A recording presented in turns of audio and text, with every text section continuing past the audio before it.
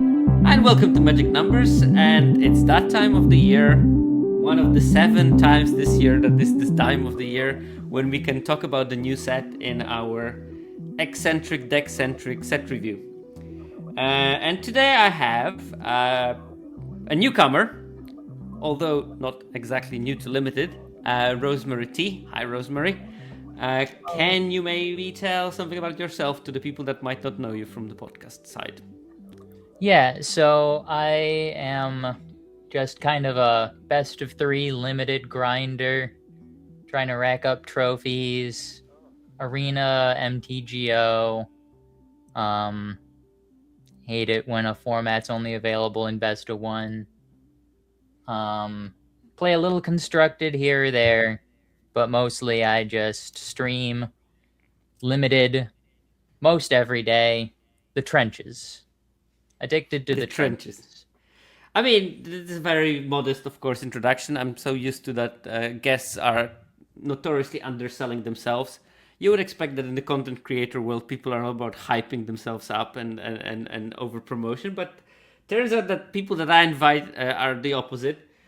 Well, first of all, that you are quite an innovator in terms of figuring out weird builds of decks, which is very much appreciated, specifically in this episode that we're going to do, because we're going to talk about your concoctions based on theory crafting for the new set. Right. Second of all, you just qualified for the Arena Open. That's not like Yeah. everyone is qualified for that, so that's sort of shows your pedigree as a player as well.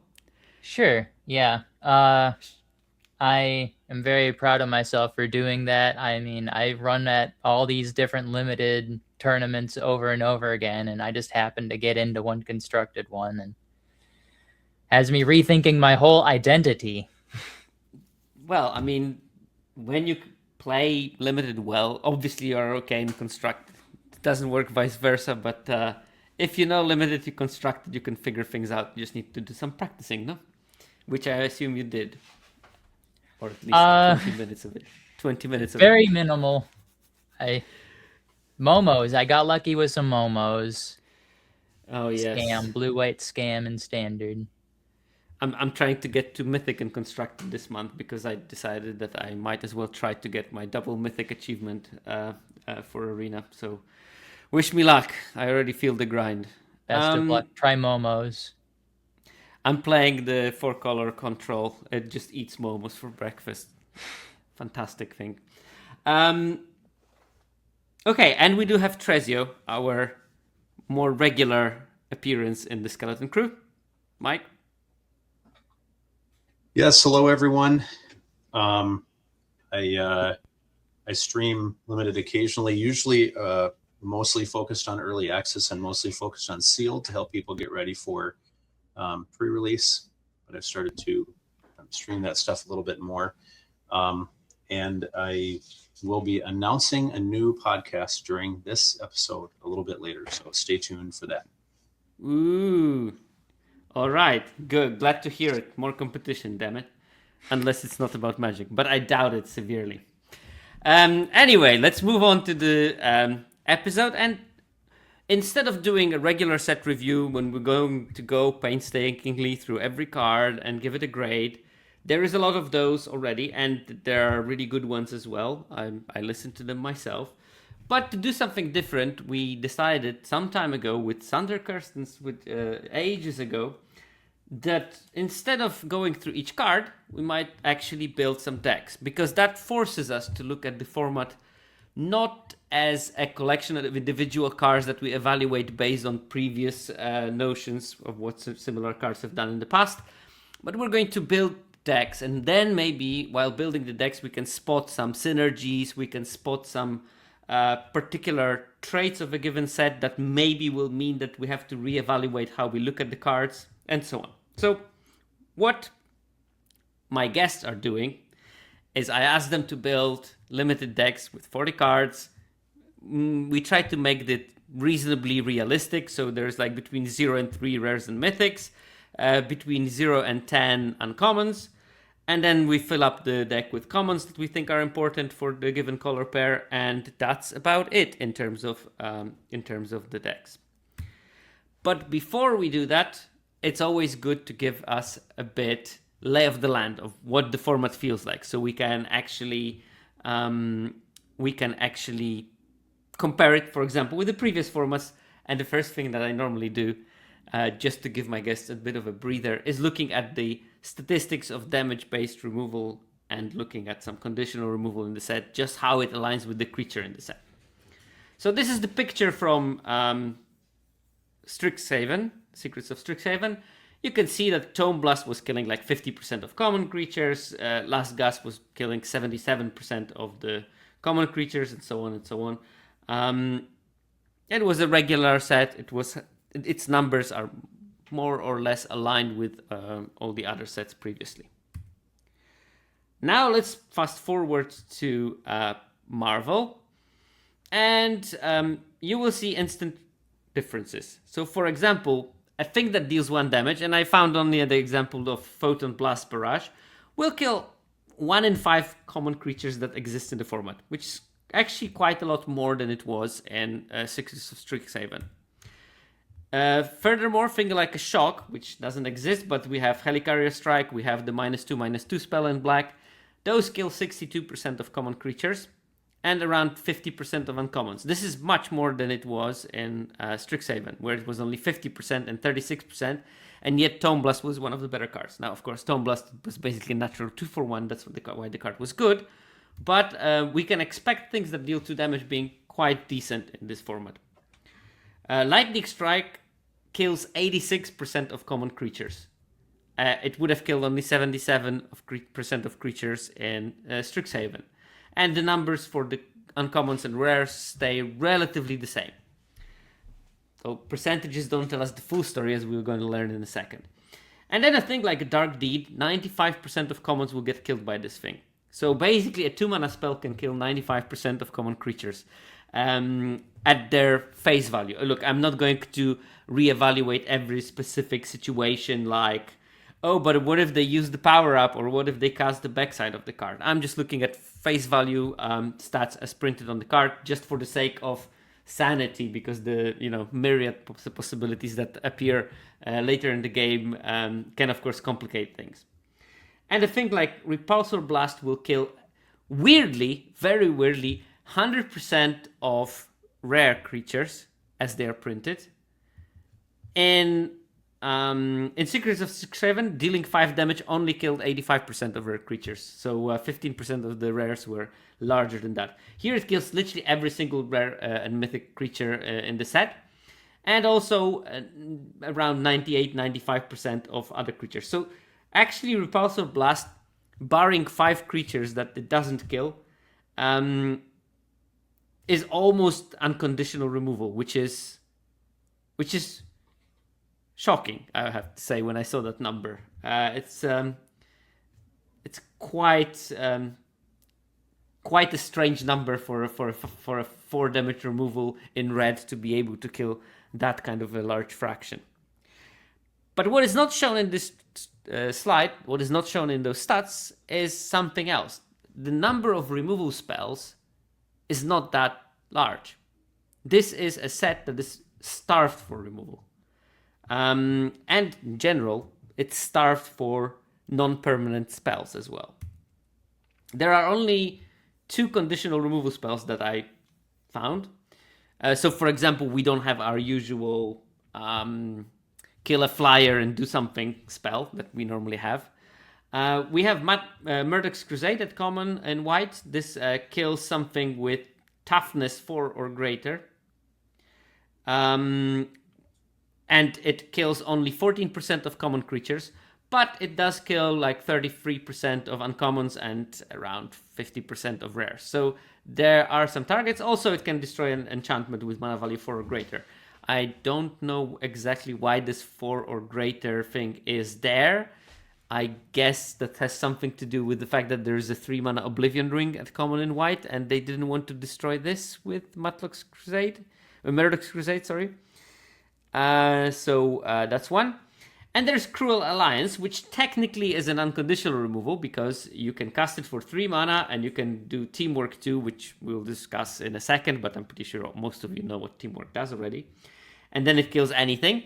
But you can cast it just for 3 mana without the teamwork part, and then it kills a creature with mana value 3 or less. And it's 3/4 of creatures at common are 3 mana or less. And then around 2/3 of rares and a bit more than 50% of the uncommons, which is also quite a lot, actually. So quite a lot of the time, Cruel Alliance will be just good on face value of it. This is where another mechanic of the set comes in, Power Up, which is an ability that you activate after you cast a creature, which means that a lot of creatures that are technically large have a low mana value because they will be cast as a 2-drop and then you activate the Power Up. So technically they're like a 6-drop, but on the card it's only a 2-drop, so Cruel Alliance will be able to kill them. So that's maybe something to keep in mind. Which makes Murdoch's Crusade a little bit worse, right? Yeah, Murdoch's Crusade will be a little bit worse.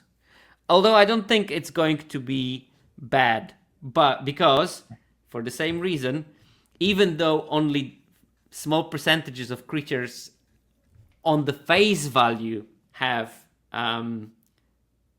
stats large enough for Murdoch's Crusade to target them, after the power-up activation, they will be actually very much targetable. So it's the opposite situation here, that a lot of creatures will grow into being able to be targeted by Murdoch's Crusade. So that's what I'm thinking, that this card might be actually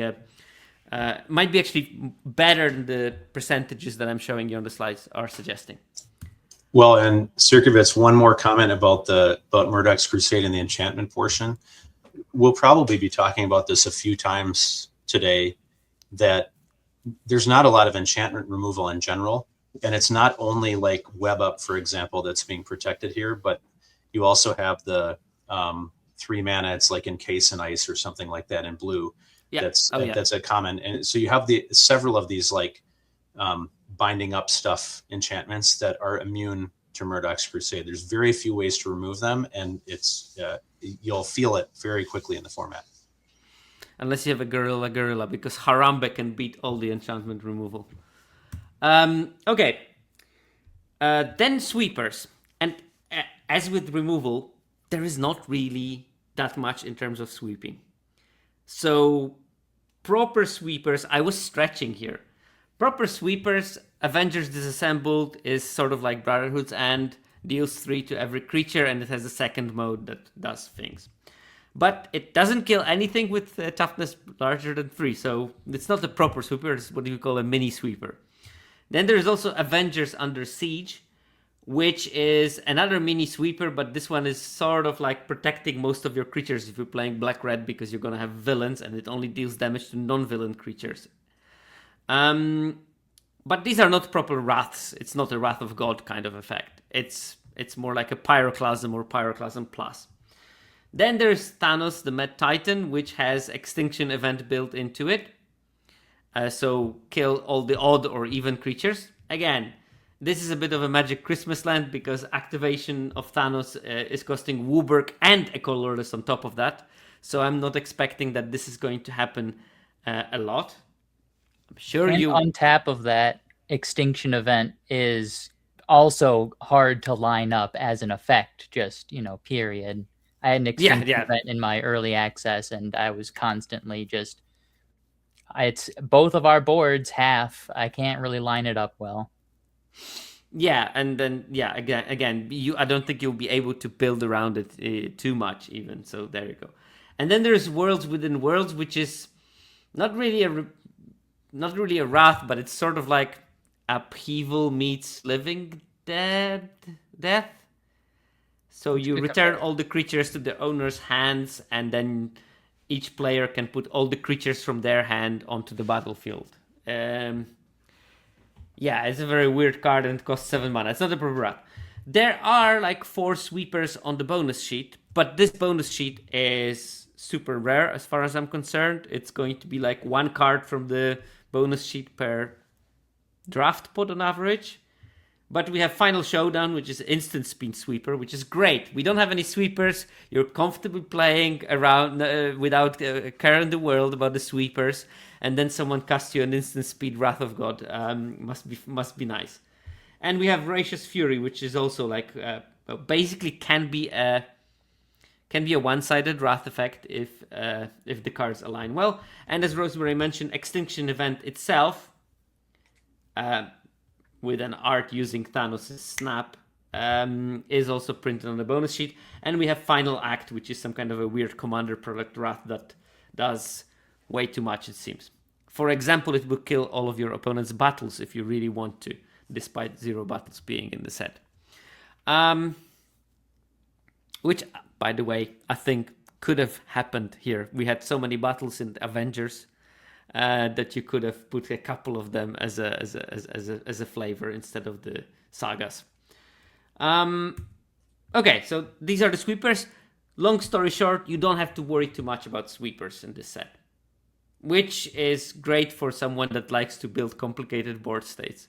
And I think this is going to be a format where complicated board states are going to be quite frequent, because not much removal plus no sweepers, which means people don't need to play around them, which means that they can contribute to the board, is a recipe for a format with board stalls. So we're going to see how you're going to be breaking those board stalls in the future. Okay. Next thing I do is I compare the creature sizing of this set with the ones that we've seen previously. And it's a weird one. It is a very weird set. So in terms of these graphs show what percentage of common creatures would a removal spell that deals the amount of damage specified under the graph kill. So a 1 damage spell will kill 19% of creatures here, but it's not particularly a lot. In things like, is it MH3? It would be 29% of the common creatures would be killed by a ping of 1. In is it Final Fantasy? 28%. In Spider-Man, 28%. Here we have 19, which is sort of bang in the middle of the averages of the other sets. But when we move to things that will be killed by a 2 damage spell, 62 is way, way, way, way, way above anything else that we've had recently. Previously, the biggest value was 54, and I looked at sets since Wilds of Eldraine. So 54 was the biggest number before. Lowest number in Teenage Mutant Ninja Turtles was 38%. In real sets, the lowest number was 42 in Lorwyn Eclipsed. Strixhaven had 50%. This one has 62. And it's the same situation with things that are killed by lightning bolt. So 3 damage kills 86% of common creatures in this set. Previous record was 80, and we've had set with 65. And usually those are linked with having big land cyclers in the set.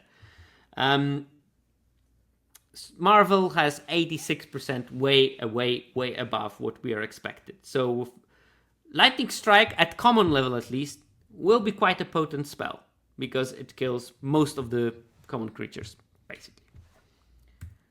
And then, when you look at the 4 damage spell, these usually flatten out, and here you don't see anything interesting apart from few sets. You can basically almost guarantee that the sets that have lower values there had land cyclers of some sorts. Okay, next we have same thing, but just showing each individual category. And here is the reason why there is such a big jump between 1 damage and 2 damage on those graphs. 43% of common creatures have 2 toughness. Again, way above anything else that we've seen recently. By the way, Secrets of Strixhaven had 39%. That's why maybe Tome Blast was so good. 19% had 1 toughness, and that's middle to high value for that statistic, which explains why so many things are killed by a 2 damage spell, because adding 19 plus 43%, you get the 62%, way above anything else. What is also interesting is that it has the lowest number. So, yeah, again, 3 toughness things are upper middle class level of 3 toughness statistics with 24%. But what is interesting is that only 10% of creatures have 4 toughness at common, at least. That's very low. That's the lowest we've had since Wild of Eldraine. Highest was 25% in OTJ. And then we only have 5% of things that have 4 or more toughness at common. And this is, again, one of the lowest numbers that we've seen so far. And we had sets with 16, 17% of creatures having toughness higher than 4. Again, usually correlated with land cycling.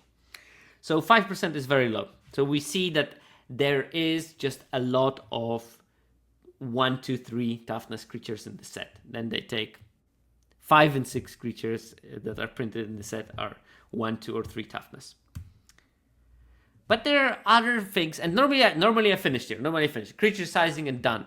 But I've done more this time because I started digging into it, and this file looks fascinating in terms of how unique it is in terms of creature numbers, spell numbers, removal numbers. It's very, very unique. This is a set that doesn't guarantee that it's going to play well, but at least it looks like this is a set where Wizards try to do something different. And I'm all for it, because if it doesn't work, well, they probably won't do it again. But if it does work, then they might expand a bit the range of their design space for limited sets. Because we've been living in the last couple of years in a relatively good limited environment, especially when we had 10 color pair sets. There were quite few bangers in between there, but they were all designed with the same kind of file. So when you look at the nitty-gritty of those sets, mechanics change, card power changes. Some rares are better, some than elsewhere. Some uncommons are better than elsewhere. But it was roughly the same design. You could sort of see. Like, first of all, it was prescriptive 2-color pairs. When there's a central synergy, and you build a deck, and you have, I don't know, 7 creatures at common or 11 creatures at common, 4 spells, and then at uncommon you have also this kind of narrow range of possibilities. Here we go completely off the whack. So it's going to be interesting to see if it works, and is it going to bring some interesting gameplay, and are people going to love it, and is it going to slow down the format maybe because of the low prevalence of removal and high prevalence of board stalls. So maybe there is going to be a demographic that loves it because it reminds them of Tarkir. It is, again, very speculatory, but at least it's worth looking at it. So first of all, I found it amazing that there are so few instants in sorcery. So Avatar had 64 instant and sorceries across the set. Lorwyn had 60. Secrets of Strixhaven had 100. And keep in mind that this is 100 plus 64 or so cards in the Mystical Archive that were in every pack. So they were not like cards that you never saw. And Marvel Superheroes has 44, including 16 instant and sorcery at the rarity of uncommon, rare, or mythic in total. Those 3 rarities in total have 16 instant and sorceries, which obviously makes me skeptical about any synergies that have to do with instant and sorceries that are in the set. Because and you also had prepared creatures from Strixhaven too, which added a significant density as well, right? Yeah. And there was that, of course. So yeah, I mean, Secrets of Strixhaven was probably the most spell-centric set in forever. Now we have probably the least spell-centric set in forever. So very, very different environment. So those of your fans, Rosemary, who did not like Secrets of Strixhaven, can at least have a guarantee that this set is going to be very different in how it plays out. It's going to be very little of, I pass with my mana open and we'll play at instant speed, because there's just very few of those spells. Mm-hmm. Okay, second thing that I noticed was very weird division of how creatures are. So normally what you see is roughly even numbers at common, uncommon, and higher rarities of what percentage of the things are creatures. So for example, Lorwyn had roughly 60% of creatures at each rarity. Secrets of Strixhaven had around 50% of creatures at each rarity. Avatar had 55-ish% of creatures at lower rarities and 65% at higher rarities. Here we see that only 46% of commons are creatures. That's lower than any of the sets in the 3 sets before, the big sets. And then you go to uncommon, and 77% of uncommons are creatures. The most of all the sets. It's just so weird that there's this big spread, that there are no creatures at common, but there's almost only creatures at uncommon. And when Watsy said, "Oh, we're not going to print legends at common," and it sort of looks like that Marvel has a very good iconography of legendary sort of heroes, but is not very good at making the non-legendary creatures. So they just said, you know what, we're just not going to make any creatures at common, basically. And this leads to one very interesting thing that might have implications in draft. Normally, what you see is that when you look at how often you open cards in a pack, and when you look at how many creatures are at each rarity, and so on, you will normally have it that there is roughly double the amount of common creatures that you're going to open in the pod of draft than uncommon creatures. And this is just not the story in this set. So you can see that if you play the draft of Avatar: The Last Airbender, every pod on average would open 110 common creatures and around 50 uncommon creatures, and then like 15 rares or whatever. Same with Lorwyn, 117 common creatures and 55 uncommon creatures per pod on average. Secrets of Strixhaven had 148. So 100 common and 48 uncommon. Here what we see is you will on average open 95 common creatures in Marvel Superheroes and around 70 uncommon ones. This is the narrowest gap that we've had so far, which sort of means that quite a lot of decks will have more uncommon creatures than they will have common creatures in the whole deck. And again, this I think is unprecedented because, first of all, sets before play boosters had a different numbers of commons and uncommons, and they flipped it around. So now there's more uncommons in the set than commons, and before that was vice versa. And also, these are very weird numbers. So this is probably the set with the smallest difference between the number of common and uncommon creatures that you open per pod in the draft.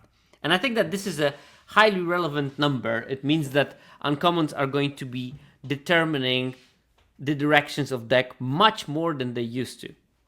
Because also, the synergies that exist between those cards are not as straightforward as they used to be in some of the previous sets. The 2-color archetypes are not as prescriptive as they used to be. So we're going to see a lot of back and forth, a lot of pockets of small synergies, a lot of decks that are very unique in how they work because you found the combination of those 4 cards and there's some mini combos between them, but you cannot reproducibly draft those kind of mini combos because you need to open them, you need to have them passed. So I think that this might be, yet again, Dave Humphries, classic for that kind of design, this might yet again be the kind of a set where every deck is going to be a transient piece of art, and what you can learn from it is creativity and draft, but you cannot learn anything from that will help you in your next draft. I think that if it works like this might be a very deep format with a lot of replayability if you like novel experiences. And it might be a horrendous set for people who like to learn a lot about one archetype and then do it ad nauseum. And I think that, I know that there are limited players who love the ad nauseum strategy, and I'm sure that some of them will exist because something will be underdrafted and therefore be abusable, and then you can draft it time after time. But I think that if you want to draft sort of like open-mindedly and try to see what the table is giving you, you need to be prepared for being open to a range of experiences, and knowing the details and minutiae of the card interaction is going to be actually quite an important aspect of the game. Drafting the hard way. To that end, I mean, you're going to have a lot of opportunities in this set to, say, first pick a rare and then enjoy building around it. I mean, there's Yeah. lots and lots and lots of different ways to do that, which, I mean, we could have built so many different skeletons here. But those paths are what's going to be interesting here, I think. Yeah, so I'm not building the archetypes anymore, but if I were to build one for this stream, I would have built Selesnya Prowess, because I think that white cards, there's many of them that gain something for targeting your creatures with spells, and red doesn't contribute much in that area. And I thought, why not build a white prowess creatures and then put giant growths and fights and bite spells into that deck and see if it can work. And I still think that I'm going to draft it because I had that idea already in my head, so obviously I'm going to try it. How many gems I'm going to lose on the successful version of it? Probably some, but I don't care. All right, so that is my part done. That's my part done. Now we can sort of maybe introduce the set in a bit more detail, and normally it works like that one of the guests will take and start talking about one of the new mechanics or new strategy. I'm also going to chip in, but I'm going to mute myself. You can talk about it. I'm going to appear to change the slides, but I need to make myself tea because I'm going to die out of thirst if I don't do that. So, Tresio, do you want to take power up first? Sure. So, if you played Aether Drift, then you experience something like this with the exhaust mechanic. There's a lot of similarities here. So there's 24 creatures across all of the colors, plus even some colorless and multicolor cards. So it's all over the place that have this power-up ability. One-time only activated ability. Again, similar to exhaust, the differences are that power up is probably on average a little bit more expensive than exhaust was for the same kind of effects. Very similar to exhaust, like a lot of times exhaust was giving you +1/+1 counters plus some other abilities. And similar here with power up, but the difference here, slightly more expensive if you want to do it later, but it comes with a cost reduction if you power up on the turn the creature enters. So power up is reduced by the cost you paid for the creature in the turn that it enters. Keep in mind that plays nicely with some blink effects too. Like you might have had the creature on the board for 3 or 4 turns, but then you blink the creature in order to make its power up cheaper. There's a fair amount of blink. Yeah, exactly. Including Mind Stone that does shenanigans. But anyway, but one really important thing to watch out for is that's a 2-step action. A lot of times people are going to play the card like, oh, I'm just playing this for its power up cost, because that's functionally what's happening. Like if you look at Brave Brawler, right, it's 2 mana, 2/1 with lifelink if you play it on turn 2, for example, or just for its base cost. Its power up is 4 and a white. So if you're planning on playing Brave Brawler but powering it up the same turn it comes out, you're only going to be spending 5 mana, because you're going to be spending it in 2 + 3. You're going to spend the 1 and the white to cast the creature, and then you would power it up later, maybe as a subsequent action, for only 3 colorless, because you've already paid the 1 and the white out of that turn. But that's a 2-step action. Okay, so, and you're activating that ability as a sorcery, which means if your opponent wants to interfere with you at instant speed, that's very possible that can happen. So be aware. -2/-2. Yeah. I mean, ping you for 1 like that, So you just have to watch out for that, because so many of these creatures, as Sirkovitz already showed you, there are a lot of tiny creatures, lots of things that only have 1 and 2. This is another reason for there to be reduced removal in this set, because it's very clear that the designers wanted this particular feel bad that I'm talking about to happen less often than it might normally. I mean, just imagine like power up existing in Secrets of Strixhaven. You just never are doing it because you're always being dealt to from somewhere, right? So all the power ups are involving 1 or more +1/+1 counters, plus usually some other effects. And the big thing that this creates is there's first of all, power ups instant speed. So you can do it anytime on your opponent's turn, whatever, right? And it's instant speed mana sinks. So there's going to be a lot of mana sinks sitting around on the board. There are a lot of ways to spend the mana.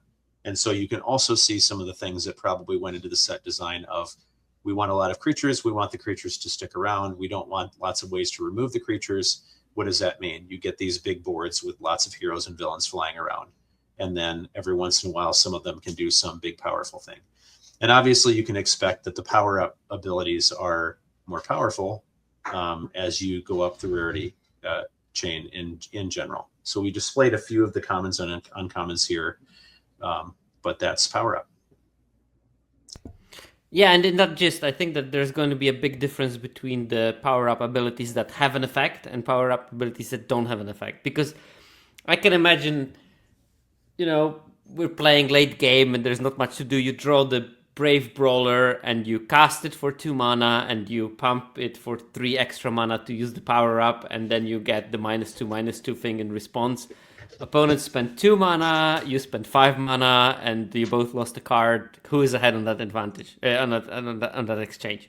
However, it's not going to be the same if you activate and you get some additional effect on top of it. You will at least get the ETB sort of kind of situation there. One card that's been an overperformer for me so far in both early access and like this pre-release weekend that is exactly what you said, is there's a isn't it the Biochemist, the card that you thought should have been used, Circo? It's the 1 in a blue 1/3 that the Balding one that has that its power up ability is 5 in a blue. It only gets 1+1/+1 counter, but it draws 2 cards. So even if your opponent manages to remove it, which they don't have a lot of incentive to do, you're only getting 1 counter, and that creature is still not doing a lot of attacking later in the game. But you're drawing 2 cards off of that. So it's expensive. But what it does too is it makes a lot of these cards good early and good late. Because if you think about, okay, you top deck that card on turn 6, right? And now you're feeling really bad if you're playing a 2 mana 1/3.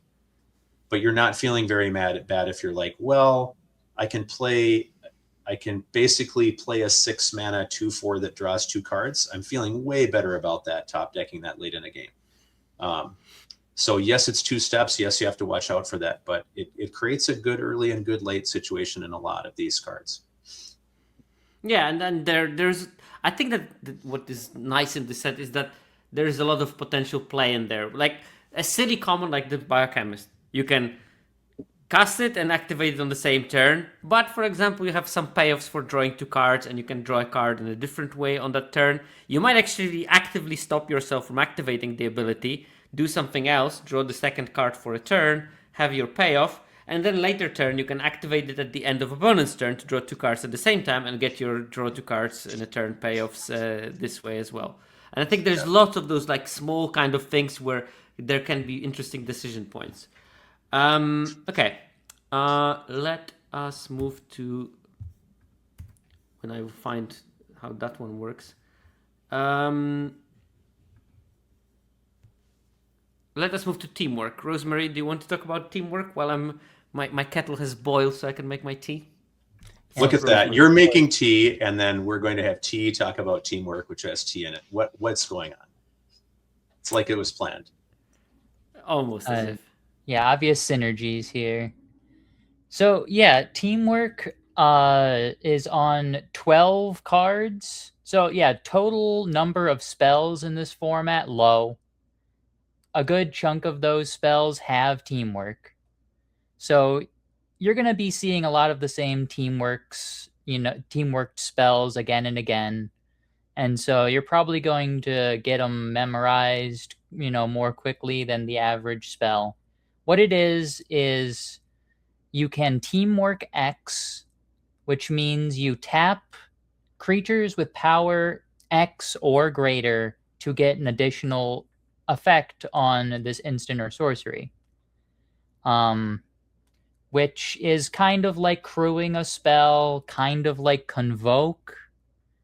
You can make comparisons there, but it is a new mechanic. So it's generally a way to incentivize being on the board in a set that is all about the creatures and leveraging those small creatures, those 2/2s for 2 to turn on your teamworks.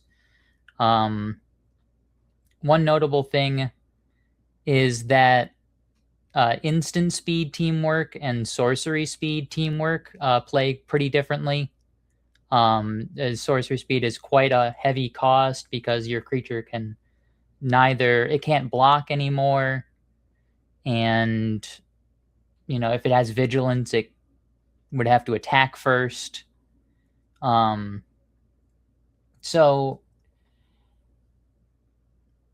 let's see, can pay teamwork costs even if casting the spell without paying its mana cost. Yeah, so I hadn't thought about that one, which is interesting. Yeah, it's not an alternative cost, right? And it's an additional cost. So it's not going to make you upset when you would accidentally cascade into it. You have to flash it back with Snapcaster.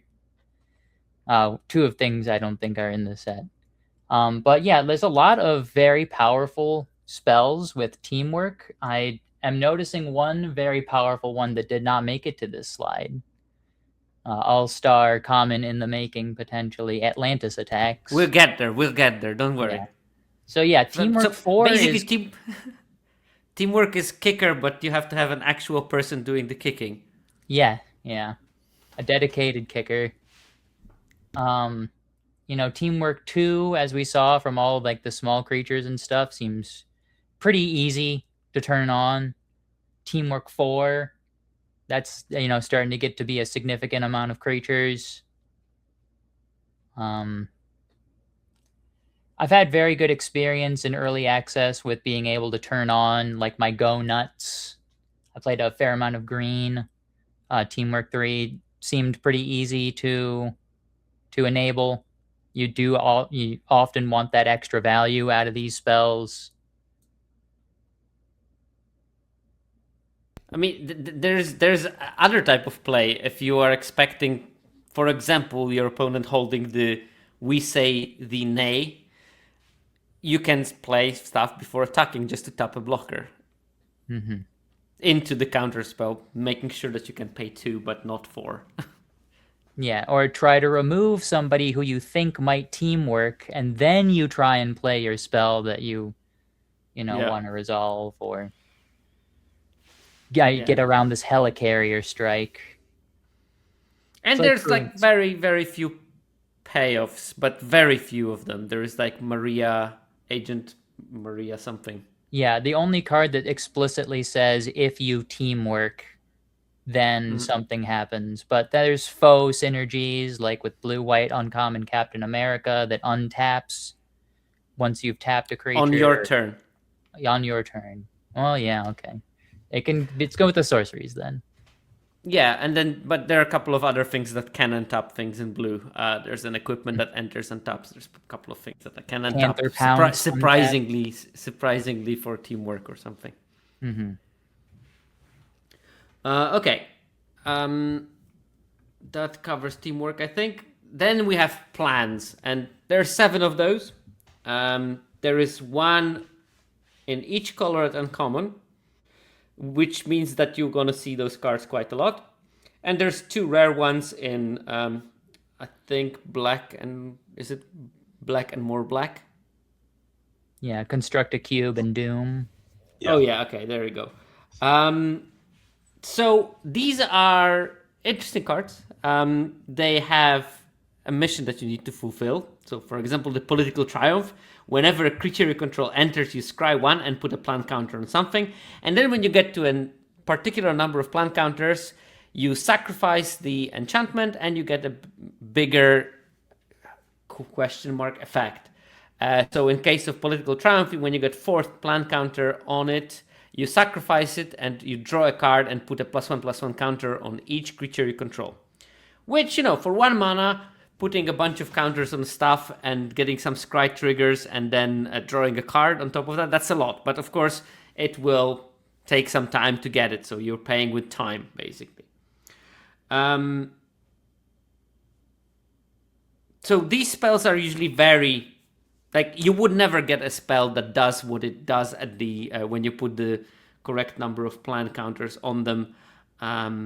You will never get the spell instantly doing something like that for the same price. So they are probably like 1 or 2 mana cheaper than they should be, maybe even more. They're enchantment, so they can be posed in one way or another because they can be removed before the big thing comes in. but it's, a lot of the time it's the same with sagas that have a big third chapter, and yet they are still quite good, because, as Tresio said, enchantment removal is not something that is common, and you can see all those plants that you see here. Not a single one of them costs more than 4 mana, so the Murdoch's Crusade wouldn't touch them. Legal justice does you no good here. You're gonna have to settle it outside of court.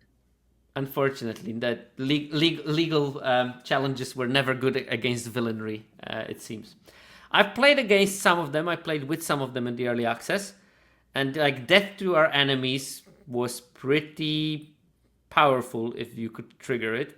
And my opponent did trigger it and wrecked my board, because on exit it deals 7 damage divided among 1 or 2 targets. They killed 2 of my creatures, and I could never recover from that. Claim the Kingdom. It gives you a bunch of +1/+1 counters, and when it's time to go, it also leaves an indestructible counter on one of your creatures. That's also pretty annoying to deal with. And yeah, it seems that they are fun, at least, to play with. And sometimes not as fun to play against them, but that's just Magic players being Magic players. Right, do you want to connive, Tresio? Sure. Connive is a returning ability. That there's only 11 cards with Connive. They're all in blue-black, so there's a clear connection with that color pair. But I played a blue-black deck in pre-release last night, and it is a very real thing. You don't need many cards to be able to pull it off. I put Villainous Hideout on this slide at the end because you want to pay attention to relatively cheap and lower rarity ways of repeatedly conniving, because there's quite a few payoffs for doing that in this set. There's a lot of cards that talk about when you draw your second card, and you need to remember that conniving is actually drawing you your second card, even though you're not netting a second card, you're discarding a card. One of my favorite cards that I think is going to be an overperforming common. It's not going to be like some mythic common or anything, but it's going to perform way beyond what people think of it, is right in the middle there, Red Room Recruit. And one of the reasons is because it's, cheap common conniving creature. Just, you can almost, on later turns, you can attach it to the end of the turn that you're taking. But you also very often are going to want to pitch something real to Red Room Recruit, pitch a non-land, because then you have a 2/3 on board. And a 2/3 is a really good stat line in this format. It's blocking so many things. Remember Sierkiewicz's graph of how many things have 2 toughness in this format.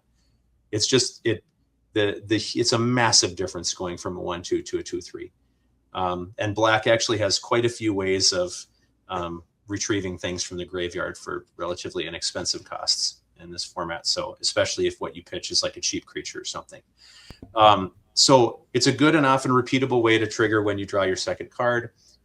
It can put things in the graveyard because there is a minor synergistic thing in black-green for having 2 creatures in the graveyard.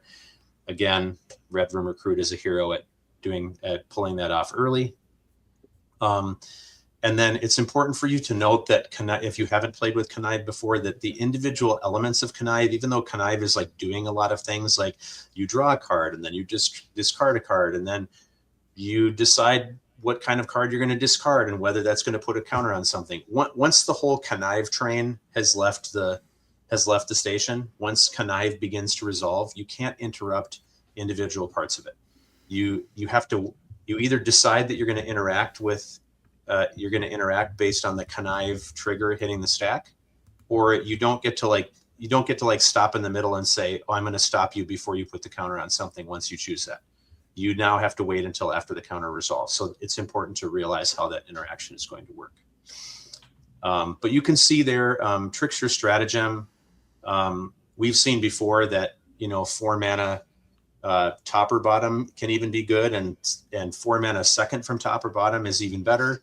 And 4 mana second from top or bottom that has any card draw attached to it. I think of the one from, what was the card from DMU Sierkiewicz that was basically 4 mana. That 4 mana sorcery, I think that was top or bottom draw card, right? And that was quite good. There's the blue with a white kicker, Repulse. That's right.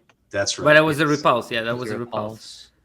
Yeah. Yeah, but yeah, obviously, this one has a disadvantage over the regular version of this card that it's a sorcery. Normally, you have it at instant, so you will not like blow out a combat trick. Good news, there's not many combat tricks, so it's not an issue. The card was oppressive when I played against it in the early access. And yeah, there's like maybe one card that gives extra connive things at rare. That whenever you connive, you also draw a card, which means Oh, that you're card basically is crazy. That yeah, card yeah. is Doesn't need any card help. if you would connive that's the picture you used for me on the opening slides. I did try to find the most handsome villains for us. So yeah. I thought you were commenting on me having a big head, maybe in more ways than one. Anyway, but yeah, that card that when you would connive, you draw a card instead, and then by the way, at the beginning of your combat, you connive anyway. That card is crazy. Yeah, very good. But yeah, it's I mean, you don't need to build a connive deck. Like having some cards that connive are nice, and blue and black have lots of ways of playing off each other with the additional drawing of that card and the pitching of a few things into the graveyard. It's a good inclusion for this ability in this set.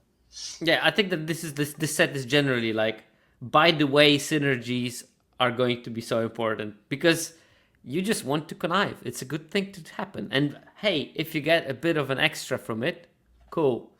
If it will let you to put lands in your graveyard for a mole something creature to play them later, fine. If you will manage to play the discarded things on next turn because you have a card that lets you do that, fantastic. You don't need to go all ham. It will happen naturally, but you need to be able to spot when you can get some extra edges from whatever you're doing. There is one more thing with connive I might want to add. People are kind of eager to cut lands from their deck. Connive is one of the few abilities, if it's on a cheap card, that you can make a case for. Instead of playing a land, I could play extra land cyclers because they are actually non-land cards to pitch to my connive cards so that I can get the counter more often. But proceed with caution. You still do need to hit your first few land drops to make this actually work. That's the worst thing that can happen, is that you are having so much card selection, but you cannot cast them because land's not there. Mm-hmm. Okay, we have a modal double-faced transforming cards. These are at higher rarities, so they're like 5 mythics and 1 rare. You can cast them for the front cost, or you can cast them from the back cost, or you can cast them from the front cost and transform them to the back cost. Generally, just pick them. They all look pretty busted, so not much to talk there. And the synergy they have is they're good. Some of them are weird, like Bruce Banner is blue on the front and very heavy red-green on the back. That's probably you're going to play it as only one side in your deck. Or doing maybe very if you different things. Yeah, and then maybe if you're playing Gruul, then you can splash some blue. So maybe sometimes you will cast Bruce Banner. But rest of them should be quite easy to play in a deck and being able to flip them. And it said, is it you, Tresio, that put please bring sleeves to your pre-release draft? Or draft? Yes, that was me. We had 2 different instances at a large pre-release last night of players that were asking, are you okay if I play without sleeves? And those around them were like, do you have any double-faced cards in your deck? We all know where they are, so please bring sleeves that are not clear, by the way. Technical advice is also good. So we are experimenting with different structures for the opening slides. Normally what we had was like a big slide with lots of cards for each color pair. And it works for most sets. But for example, last set we did a list of cards for a color pair, but we listed them from fast cards to slow cards because we had the idea that there might be fast and slow decks in this format, in Secrets of Strixhaven. And in fact, Rosemary, you were the one that went on the Samps podcast to talk about the tempo/small Simic deck. Those decks existed. There was a fast Prismari deck, there was a fast Simic deck, there was a slow Boros deck. All of those things did exist. Maybe not to the extent that we predicted in the Skeleton Crew, but not far off, to be fair. It was maybe one version was just pretty much stronger, and the other one was harder to draft because it needed very specific combination of cards, but they did exist, so we were right. This time I looked at the set and I said, I can't with clear conscience give you a recipe for a Boros deck, because I'm thinking of 5 different recipes for a Boros deck. So which one should I be giving you? Wait, I'm talking about something that I'm going to be talking about in 20 minutes. Why do I do it even? So yeah, we decided to go on some of the macro synergies first. And there are sort of 2 big macro synergies within the set linked to the typal synergies. The set is roughly half-half divided between heroes and villains. So there's like 91 hero creature cards in the set. Mostly not in black, but there's like 21 of them are in white and 16 in green and a bunch of in other colors. Only 3 black heroes and there are 2 colorless heroes. And there are some synergies that are linked to those heroes. So for example, there is a Wakandan Royal Guard that when it enters, you put a +1/+1 counter on something, which can include itself. But if you put the +1/+1 counter on another hero, you put 2 instead. So it cannot make itself into a 6/6, but it can enter as a 4/4 and pump some other hero to be a +2/+2. Hasty. So like third of this creature can be hasty. There are some things like Invisible Woman, which has whenever you put 1 or more +1/+1 counters on 1 or more other heroes you control, you may create a 0/4 colorless wall. So it means that putting counters is not enough. You need to put those counters on another hero. Not on Sue Storm, that doesn't work. Not on a robot, but if you put it on a hero, it gets something. Or Hero in Training, a small synergy. If you control another hero, you gain 2 life when it enters, on top of drawing a card. And there is Black Panther, which is a sort of typal lord ? It has whenever another non-token hero you control enters, you choose 1, you create a 1/1 soldier, or creatures you control get +1/+1 until end of turn. So the Black Panther is going to trigger basically every time you cast a creature. I played a blue-white deck in the early access, and I think out of 16 creatures I had, 15 were heroes. So you will trigger those things quite a lot. And this should, for example, change your evaluation of the Wakandan Royal Guard. Wakandan Royal Guard will often be 5 mana 6/6 of stats. And then you have villain synergies, and these, of course, focus in black. And there's like 69 villains in this set. Nice. Think of it what you may. And then it centers around black. 22 of the black creatures are villains. There's a bunch in all the colors, including 3 white villains as well. And there's also 13 cards that make some sort of villain tokens. A lot of the time it's going to be 2/1 black villain creature with menace, like you can see here on Madame Hydra, which can spit those villain whenever you cast a villain spell. But there are some cards that make 3/3 villain artifact robots or something, and a couple of other types of villains. So there is plenty of villain things, and there will also be cards that either boost all the villains. Here we have another. There's a Lord of villains. The Masters of Evil give villains you control +2/+1. There are some things that whenever a villain enters, you have some ability. So for example, with Yellow Jacket, it gets +1/+0 and lifelink until end of turn. The Visions of Villainy have a cost reduction if you control a villain. There is a card that when a villain or artifact enters, you ping opponent for 1, and so on and so on. So you get some of those synergies of villains. They will focus around black-red, but I'm pretty sure that any Black X deck can be a villain-centric deck, because there is enough. Maybe with an exception of Black-White, because White does not have enough villains. but black-blue can have enough villains, black-green can have enough villains, so you could use those synergies here and there depending on how your draft went. And again, we come back to this thing that every draft will be different, and you might have a green in your black deck that has almost no villains because there are plenty of heroes in green, and you may have a black-green deck that has almost exclusively villains from green, and it's a very different story of what you can do with your synergies if you draft one or the other. Cool. Rosemary, do you want to talk about mana fixing and ramp? Sure, yeah. So excited looking at this set that it seems generally pretty good. The return of common duels in all 10 color pairs. It's 50% of packs, I believe. It replaces the basic half of the time.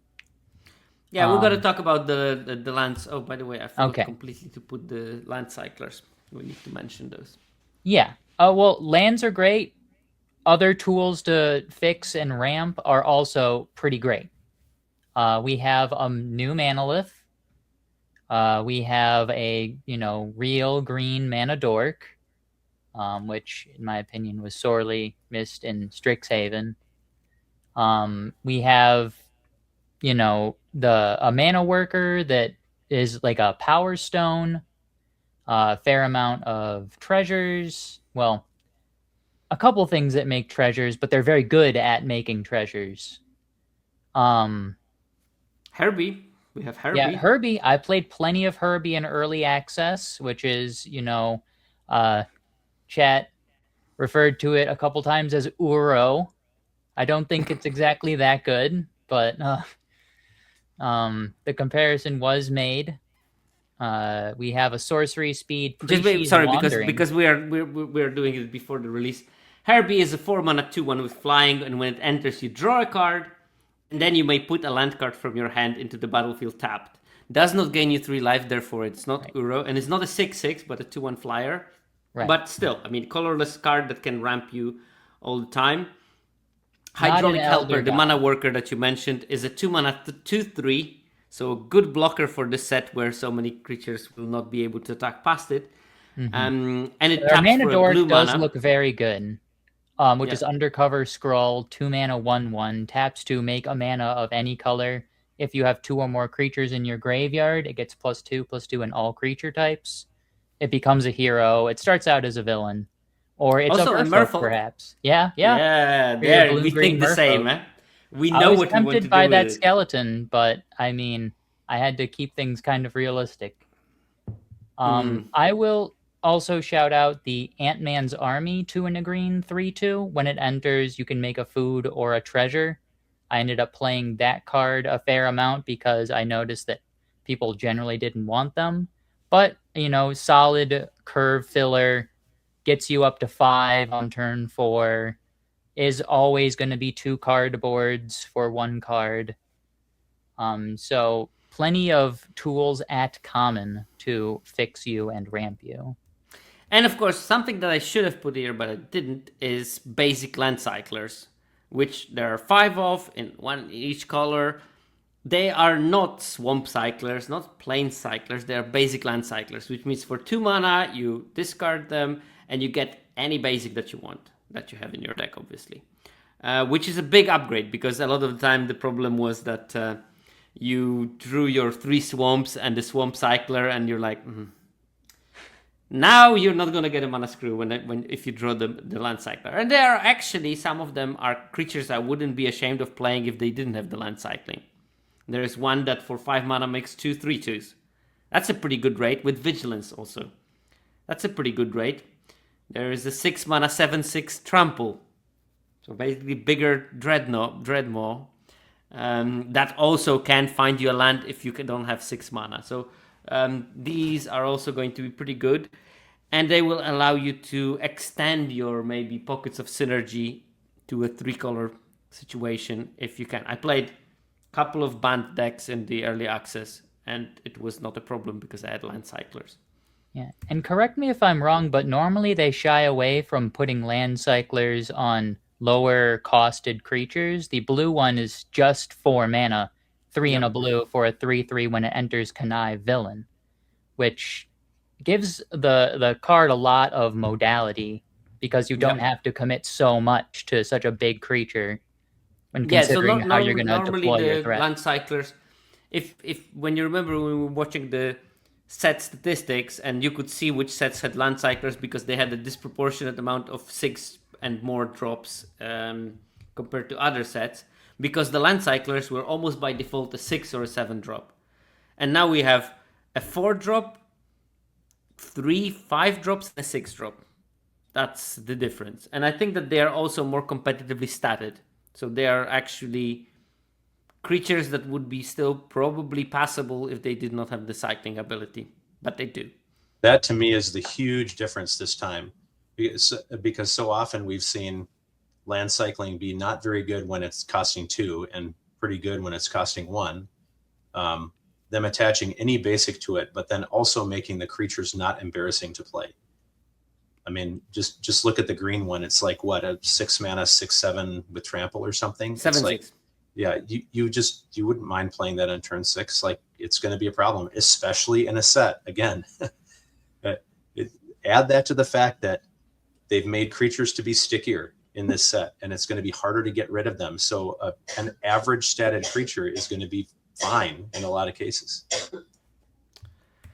Okay, and then we have the lands, which starts with the common land cycle. They are not really commons. They are in 50% of the packs, which, if you calculate it, makes them slightly closer to an uncommon rarity than a common rarity. You're going to see 1.2 copies of each of them per draft, and commons you see at 2.25 at draft, and uncommons you see at 0.9 copies per draft. So yeah, they're closer to uncommons than commons, but we get all 10 color pairs this time. But we get all 10 color pairs. Rare cycle is only 5 allied color pairs, though, by the way. And these are interesting lands. Basically duals in limited. Because they have tap for a colorless, or you can... better duals, because duals cannot tap for colorless, but these can tap for colorless if you choose to. So you can tap them for colorless, or you can tap them for red or green in case of training compound. Only if you a land entered this turn, so if you play them on turn 1, you can use either of the mana, or if you control a basic land, which you will in limited games most of the time. So dual lands, better. That's pretty powerful. I wonder if they make the cube. But in cube you will not always have a basic. That's the problem. Then we have filtering lands, 2 of them. One at common, which is Surveillance Room, and it's a land that taps for colorless, or 1 and taps for add 1 mana of any color, but also when it enters you surveil 1, so it's a surveil land. I think that this is going to be good, and you will be able to play it in most of your decks. And you have Baxter Building, and that's taps for colorless as well, but also has 4, tap it, add 4 mana of any combination of colors to your mana pool. So it's interesting because it will allow you to cast the Wooburg cost of Thanos, for example. At least brings you much closer to being able to cast the Wooburg cost of Thanos or Nick Fury. But it also will be able to help you cast things like Baron Zeno that costs black. Yeah, an interesting land. Also has another ability, 4 and a tap. Draw a card, activate only if you control a creature with toughness 4 or greater. And yeah, I have played those 4 tap and draw a card abilities in drafts, and I had no problem with activating them several times in a game. We also have 3 lands where types matter. Castle Doom is a land for artifacts, and that one has also a utility ability of 3 tap, sacrifice an artifact, create a 3/3 robot villain. Avengers Tower, this one taps for mana of any color, but you can only spend it on hero spells or abilities. And this one also has 4 tap, look at top 3 cards of your library, and then you may put a hero card from those cards into your hand. And in a dedicated hero deck, you got probably like a good 80% to hit. And we have Villainous Hideout, which is the taps for colorless or 1 mana of any color to use for villains and ability of villains. And for 3 mana and tapping it, a villain you control can connive. So another card advantage engine. And I would like to refer you to the classic card from ages ago called Bucolic Ranch. It was in OTJ. And this one was looking at only top card of your library. And if it was a mount, which was much less, fewer mounts than we have heroes or villains in this set, then you could put it in your hand. And that card had like 60% win rate, and possibly because it was going atrociously late. These ones look better than the Bucolic Ranch. And yeah, they look pretty powerful to me. What do you think about those? Bucolic Ranch got played even when I was only playing like 2 mounts, just because it was a surveil every turn. Yeah. So the tower doesn't really have that same thing, but 3 cards is a lot of cards. With it. When you loop your library with it, you get a perfect information of what you're going to draw, and you can activate it exactly on the right moment. Mm-hmm. I think the Villain's Hideout does the sorcery speed only is a little bit of a bummer. That is a bit of a bummer. Same thing with the Castle Doom. Also, there are, junk artifacts laying around for Doom, but not super abundant amounts. So sometimes you would have to sacrifice some real card for a 3/3, and that'll only be a little bit of an advantage. But what I'm thinking here is not even that. It's just the inclusion cost of those cards. It's just 0. Right. You just put a land. I mean, your mana is going to be fine with Castle Doom if you have sufficient number of artifacts in the deck. You don't even feel that you put a land that taps for colorless, because if you have 12 artifacts, well, if you play blue-white deck, most of your blue-white deck will not have more than 12 blue cards. So if you have 12 artifacts, Castle Doom is basically like a basic. And same with Avengers Tower. If you have 16 heroes, then it's better than a basic land to put Avengers Tower in your deck. Mm-hmm. They all enter untapped, which is beautiful. Yeah, which is beautiful. Anyway, okay. There is enough fixing. I don't think that there is enough reason for doing Splish Splash decks. I don't think that there is... the card file is not conducive to playing soup decks like in Strixhaven. Do we have an agreement on that? Right, yeah. I was positioning myself in early access drafts to be able to splash early, and packs kept coming around just like, I don't really want to splash any of these cards. Many of them are higher impact if you've built around them synergy-wise, and, just a bunch of super scrolls or scroll, the mana dorks, didn't really correlate with the synergies that whatever powerful, equipment rare might actually want to facilitate. I think that the scrolls, that's the 2 mana dork. Mm-hmm. They are just better into ramping you from 2 to 4 than at fixing your mana, really, because there's quite a few cards that you really want to play as early as possible that cost 4 mana, and scroll is perfect for that. But I will say for synergy decks that rely on multiple different uncommon gold cards at low cost, it is nice that we got the Crystal Grotto-esque card, because that common is much more conducive to splashing cheap cards, whereas, an Evolving Wilds is better for splashing a higher costed card. Okay, yeah, makes sense. Okay, and then there's a bit of a soapboxy moment. We tried to go inside of the brains of the set designers in this episode as well. And the first thing, and a lot of content creators talked about it, so you might have heard it before, but this set has an unprecedented number of what I call dumb beasts. And dumb beast is like mana value larger than 3, no enter the battlefield effect, no protection. If a card has none of those things, it better be huge, at least, because that will limit the amount of removal that can kill. But here I put a selection of things. The most symptomatic being Mockingbird, Ace Agent, which is a 4 mana 2/2, double strike. It says bird and it looks like it's flying, but it's not even flying, which is weird. those things normally wouldn't be playable in a limited format. And I've noticed that. I did, like, when they were releasing the signpost uncommons, I noticed how many of them are exactly falling into the category of dumb beasts. And so I wrote like my review of those signpost uncommons based on my evaluation without knowing the rest of the set, of course. And then I wrote something to the tune of, and if I see that kind of stuff, and I know that the design team knows that too, I'm expecting that this is on purpose, and there is a plan in that. And I got only a response from the set designer, Dave Humphries, that said, oh, you will see. So I think that we are seeing that. Yes, we have lots of those dumb beasts that would be unplayable in, like, a card like Iron Man or Thor Odinson would be a mockery in a set like Strixhaven when average deck has 12 removal spells. But the removal suite is smallish. Yep, as I said, Dave Humphries hinted that this is part of the plan. So maybe we're looking at a format where you should enter with the mentality, this is a format that will lead to board stalls.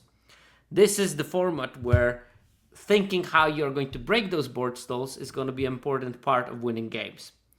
Maybe it's the format where those dumb beasts are way better than they have been in the last couple of years.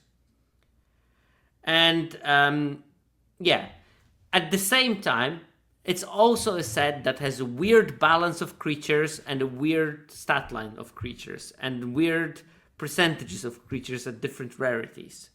So all of it is just not as we are used to. And our evaluation is usually built on the foundation of previous sets. So maybe we are more likely to miss on this set and understanding of how it works than on a regular set for that reason. So atypical. Yeah, a lot of the stuff is just completely mind-boggling. There's also like so many exceptions from the well-established rule. There is a card that can discard a card at instant speed. We don't get instant speed discard a card thing ever. But there is a power-up creature. You can power it up on opponent's draw step and make them discard a card they just drew. Time walk them, basically. This doesn't happen. And there's a bunch of those kind of things that are pretty much exceptional. So it's gonna be very interesting figuring it out. You know, one very important interaction that's going to come up often, that's to the point that you just made. I want you to just think about a 1/3 creature. Think about like we had the 1/3 elemental in Lower Wind Eclipsed, right? That drew you a card when it died. That card was mostly unplayable in that set. I mean, right? It just didn't do enough, and it wasn't an effective enough blocker, and there weren't enough X1s, and your opponent could just avoid you drawing a card whenever they wanted to, right? And even 1/3s in Strixhaven were like no kind of a problem to deal with. Opponent would use tricks or small removal or whatever, and your creature would be gone, and then you wouldn't have accomplished much. 1/3s in this set are amazing. They block almost anything, first of all. And then how is your opponent dealing with them? We've already talked about there's less instants and sorceries, there's less tricks. How is your opponent dealing with them? I can't tell you how many times already in this format that I have blocked like a 2/3 or a 2/4 with a 1/3. And that 1/3 surveyed you 2 cards already. Right. And yeah, exactly. The 1/3 artifact creature. And I have not been worried. And I know that even if my opponent manages to find a way to remove my creature, they've just used a very valuable resource to have to do that. Much more valuable in this set than another. That's just one example. But like 1/3s in this set are going to be good blockers. They're fine to play on 2. They're going to buy you some time.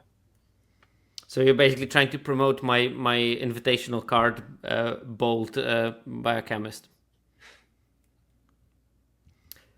Okay. Another part of this format that I can soapbox about is that there are those dozens of small synergy packages. And they are small, which means that they will not come into play every draft in and out. They will be there at the moment. They're transient. Color per synergies themselves are a bit blurry.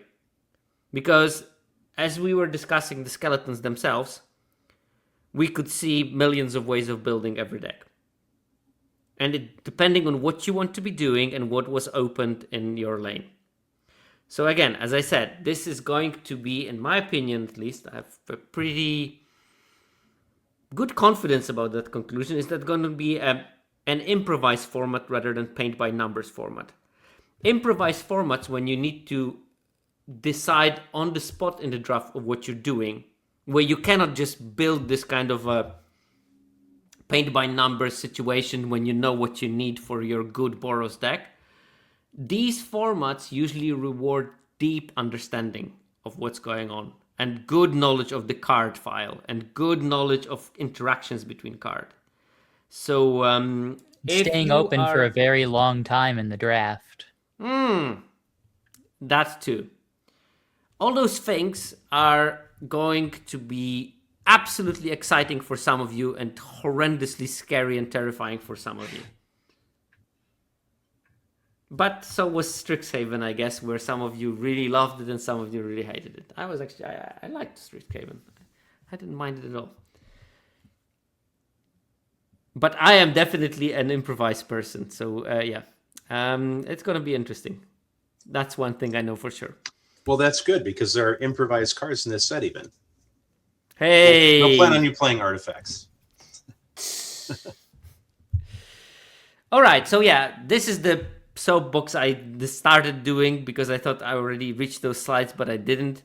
But in this set, instead of looking at those big slides that show color pairs, I decided to focus on 5 commons and 5 uncommons from each color that I think are going to be universally-ish applicable for all the decks. Because these are important things. These are going to be the core of your deck.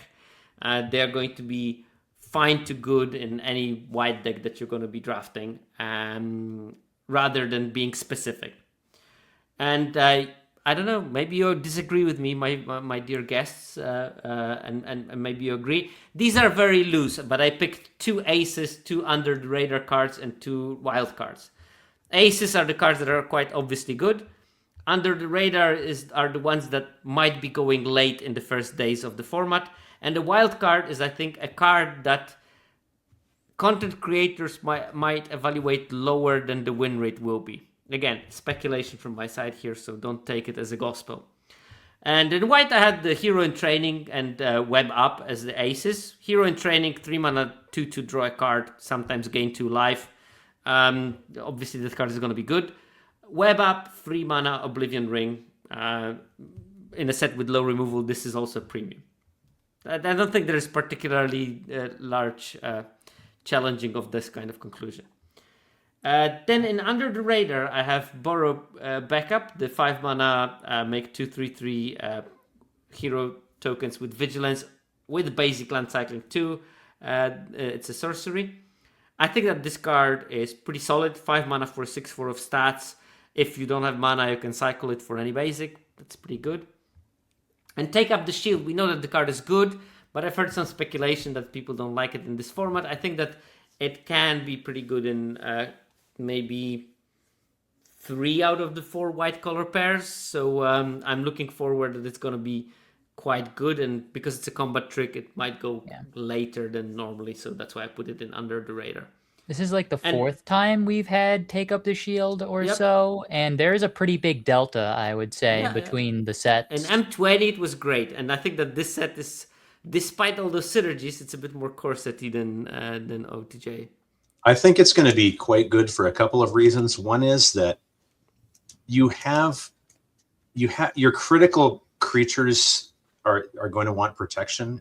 One of the archetypes we're going to look at later is all about, like, I have these sweet creatures and I'm going to protect them at all costs. But again, if you think about the removal that you have available to you as a resource, and there's going to be less of it, so that resource is more scarce now, right? And so now what happens when you play Take Up the Shield? Now you're removing another piece of a scarce resource. And Take Up the Shield is often going to be played on creatures that already have some kind of protection. There's a lot of creatures that have protection and can give each other protection and things like that, especially amongst the heroes, which are going to be in white.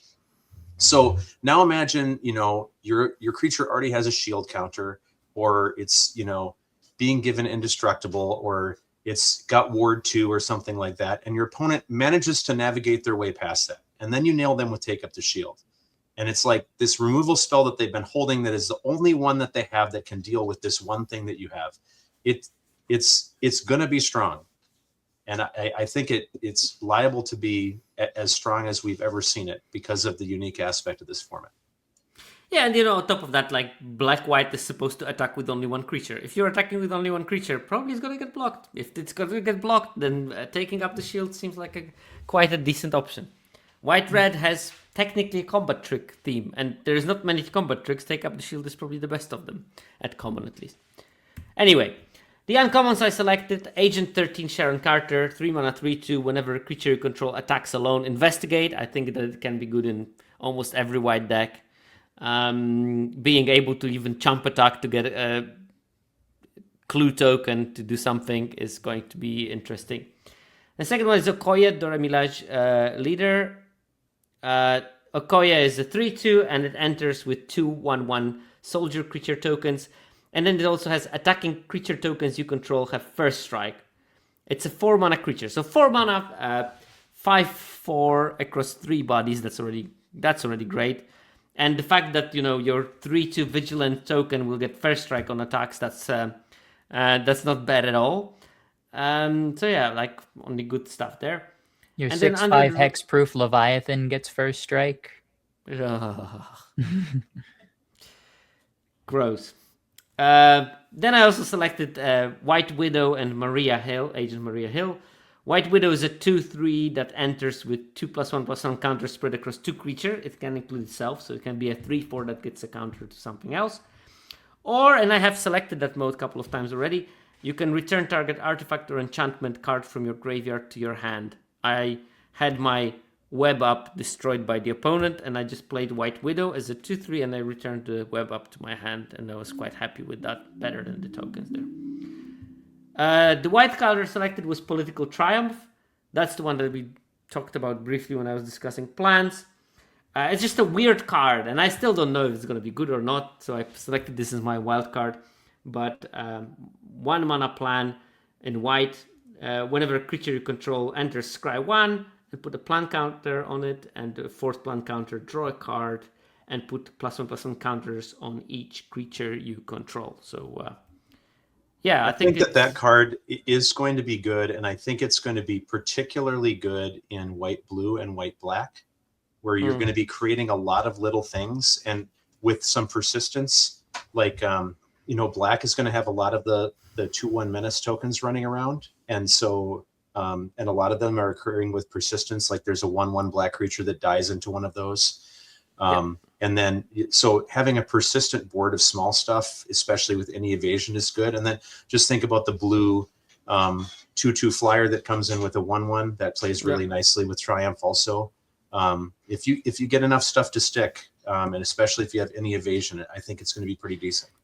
Yeah, I mean, I can imagine like a curve out of Political Triumph into 2-drop into the Preening Champion, whatever it's called, 2/2 plus flyer plus 1/1, and then turn 4 Okoye, and you drop 3 creatures on board, and then all of them get a counter, and you also draw a card. That's like very hard to lose that game, honestly, in a format with 0 sweepers. Well, and you now also have 3 2/2 tokens with first strike, by the way. Yeah, there you go. Okay, blue key commons I selected: Shield Deployment Drone, which is the Preening Champion, and Frozen in Ice, the aura that taps something and that something loses all the abilities. That's the 2 I selected. They're the most obvious powerful cards in the common and blue. Shield Deployment Drone is wrong in terms of power level. And Frozen in Ice, I was positively surprised how the card was working. The under the radar cards I selected is Trickster, Stratagem, and We Say the Nay. So the 4 mana top or bottom, but second from top actually. And We Say the Nay is Quench that you can teamwork to make into a pay 4. We've had that card before, only you had to sacrifice a creature, and it was good to the point where it was constructed staple. This one does not require you to sacrifice a creature. This one just requires you to tap a creature. As far as I know, I'd rather be tapping creatures than sacrificing them. They have to be slightly bigger, but it's still fine. Or And then revealing a wildcard- dragon. That was another one. Oh, the revealing the dragon. That was also great. That was also great. It was very good. And also even saw some fringe constructed play at the early stages when Tarkir was released. And then we have Did you Atlantis- mislabel Atlantis Attacks? What, did you intend to write Mythic Common underneath it, and you accidentally it's wrote Wildcard? I put it in a wild card because this card is wild. I thought about it for a long time because blue is just so rich in cards. I didn't know how to put them. But I decided that I will highlight Atlantis Attack and how busted Morang River Regent at common is by putting it as a wild card. Yeah, that's the 7 mana teamwork 4, which sounds like a lot. For a spell that has 2 modes. One is make a 6/5 blue Leviathan creature token with hexproof of all the things. And then the other one is return 1 or 2 target non-land permanents to their owner's hand. That card is just like such a turn around in the game. It's very annoying to deal with. This card alone is why I think I'm going to be valuing, if I play black, the -2/-2 give something death touch dual card with teamwork, because this is probably the best way you can get a bit behind against Atlantis Attacks, is to block the Leviathan with a 1/1, give it death touch, kill another 2/2, and move on with your life and hope that you can replay your creatures and Yeah, I mean, get back the to number of ways of dealing with that thing in this format are so small. You better have an army of flyers ready to go over the top of it, because, and I mean army, because 2 of them are going back to your hand, right? So, like, there's going to be a lot of 6/5 tokens. A lot of, I mean, think about it. Atlantis Attacks can't even deal with Atlantis Attacks, right? Like, you can't pick up that token with hexproof. Nope. But another really important aspect of the card is that any non-land permanents, because a lot of the blue bounce in this format can only is non-token non-land permanents. This is one of the few cards that can also bounce tokens, which is very important. And another way that I've seen it used already is with it in a set with a small amount of enchantment removal. It's also a way of resetting people's plans. If they've got, like, they're near, because you're probably going to be playing Atlantis Attacks at about the point that they're nearing the density of completing the plan, because almost all the plans require 4 plan counters. One requires 3, one requires 5, one requires 7, but most of them require 4. And a lot of times your opponent's going to be at like 2 or 3 plan counters, and you just bounce it back to their hand and make them restart the process. And a lot of times they'll never get there after that point. I even returned some of my stuff to my hand because I had Justice Vance Astrovic on board, which is the ace I selected for the uncommons. It's a 3 mana 2/2 flyer. When it enters, return up to 1 target non-token permanent to its owner's hand. And whenever another non-land permanent you control is returned to its owner hand, that's why I returned my stuff, put a counter on it, +1/+1. So I wanted to make it a 3/3, and I returned one of my things. Well, and actually, it's also a way, that's also a backdoor version of enchantment removal too, on your own things. Like if you play a very powerful creature and your opponent, binds it up with the blue enchantment, then you the creature's not exiled, so then you return it to your hand, and that's a backdoor way of getting around that enchantment as well. Yeah. So Falcon is another one that I selected there. It's a 5 mana 3/4, comes with a 1/1. But they're both flying, and the 1/1 has whenever it attacks, surveil 1. So pretty good combo there. I also selected Falcon's Wing Harness as a way of breaking board stall. I think flyers are the best way of dealing with the board stalls. There is plenty of reach, but Falcon's Wing Harness is an equipment that gives something +1/+1 and flying on ward 1. It auto equips on ETB, and also you can equip it later for 2 and a blue. And I think that this is a good way of breaking any board stalls. I think that I played against someone and I had a full board of creatures, and my opponent exiled Falcon's Wing Harness because that was the most dangerous card on board. I've been calling it Blue Maul of the Skyclaves.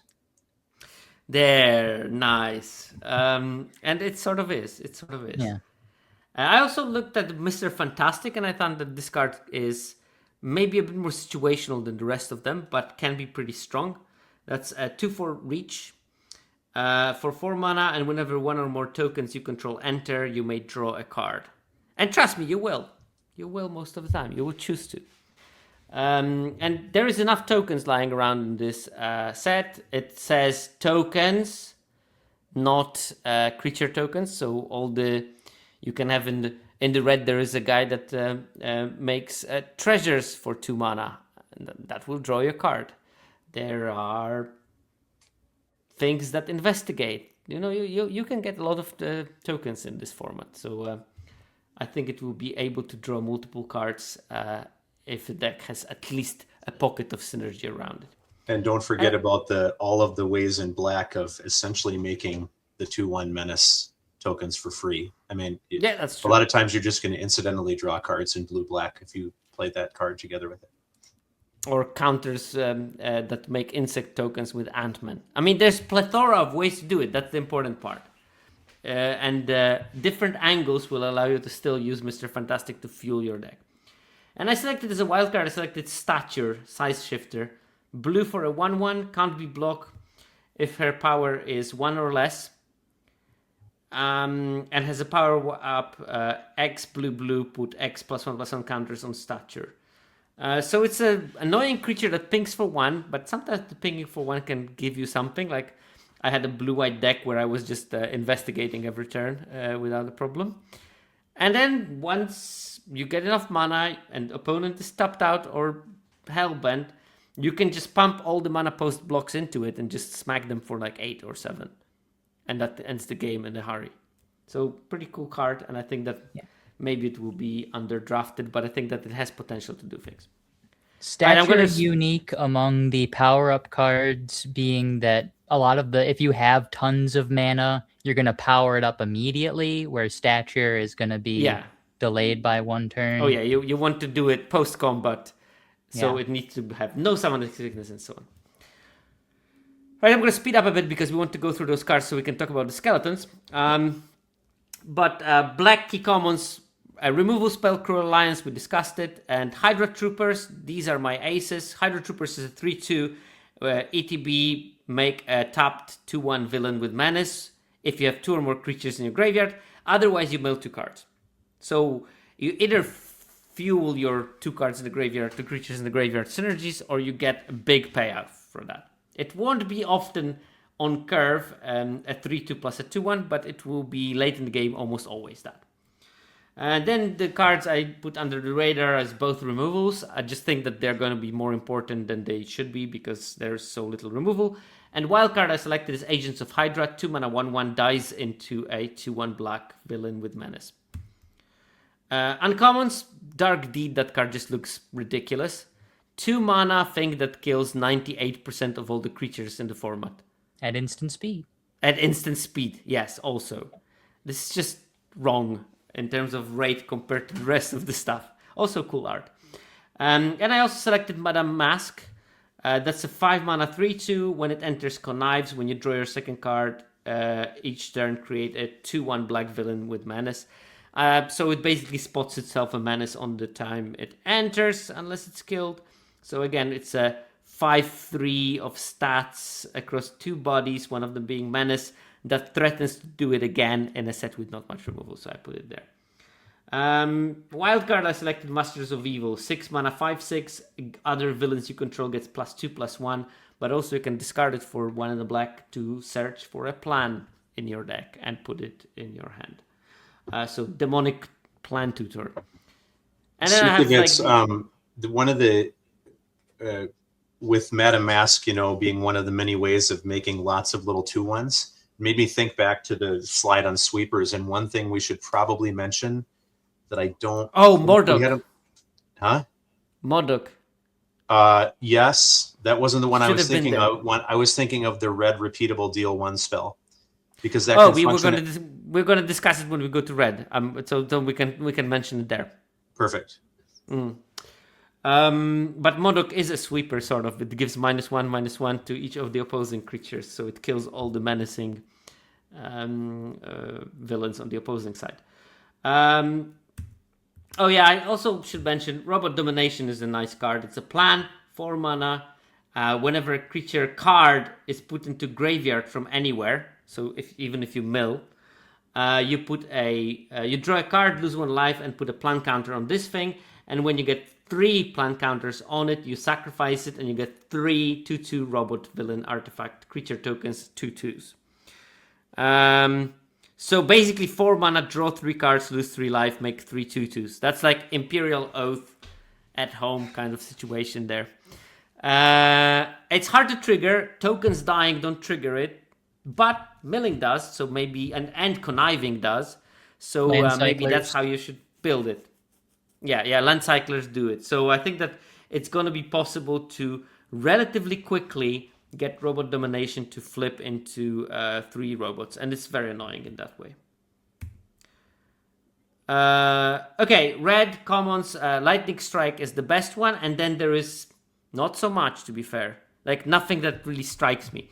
I selected Crimson Operative, that's a 4 mana 3/2 artifact. When it enters, you can exile the top card of your library, and then until next turn you can play it. So sort of 4 mana 3/2 draw a card with prowess. As under the radar, I selected Not Pepper Potts, Stark Industries Executive. 1 mana, 1/2, and can 2-tap, create a treasure token. I think that it's sort of like red version of the Skrull, where its best utility is being able to cast 4 drops on turn 3. And then later in the game, there are some artifact synergies that you can use, and it can do that. And Repulsor Blast, because 4 mana sorcery speed is not great, but it kills almost everything in the set. And can go face on occasions. And my wild card I selected is Hawkeye's Bow. Red for an equipment. Equipped creature gets +1/+0 and has reach. And I think that this is a maybe underestimated part of that card, because flyers are going to be so super annoying, and being able to deal with them is useful. But it also has, whenever a creature becomes tapped, it deals 1 damage to each opponent, which can, again, be annoying in a board stall situation. You pinging versus opponent not pinging means that you're going to win. So that's the rationale for that. Because it has all of those things together, I think it might be an interesting card that might be not drafted at all. I have high hopes for the bow. Yeah. Uncommons I selected. I have difficulties because if I would be putting my list, I would put Hawkeye Young Avenger as the ace, but I think that's just me, and that's my problem. I put Traktos as an ace. That's 2 red for an instant. It costs 2 less if you control a vehicle, which sometimes will happen, but not often. And Traktos deals 4 damage to any target, which means face is not off limits in this case, which is rare nowadays. I also put Jessica Jones Private Eye with low confidence. That's a 3 mana 2/3. You can tap it, put a stun counter on herself, and exile top X cards of your library where X is Jessica Jones's power, and you may play those cards this turn. So basically you can draw 2 extra cards a turn.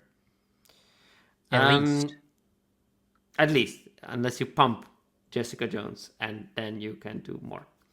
I also got Misty Knight, Hero for Hire. That's a very interesting card, 2 mana 3/1, and it has 2 tap, discard a card, draw a card for each card you've discarded this turn. Which I think a lot of the time will mean draw 2. So it basically, if you play it right, it's becoming a Tormenting Voice reproducible. And also 2 mana 3/1 is pretty aggressive stat line. It's the only creature in the set that has those stats.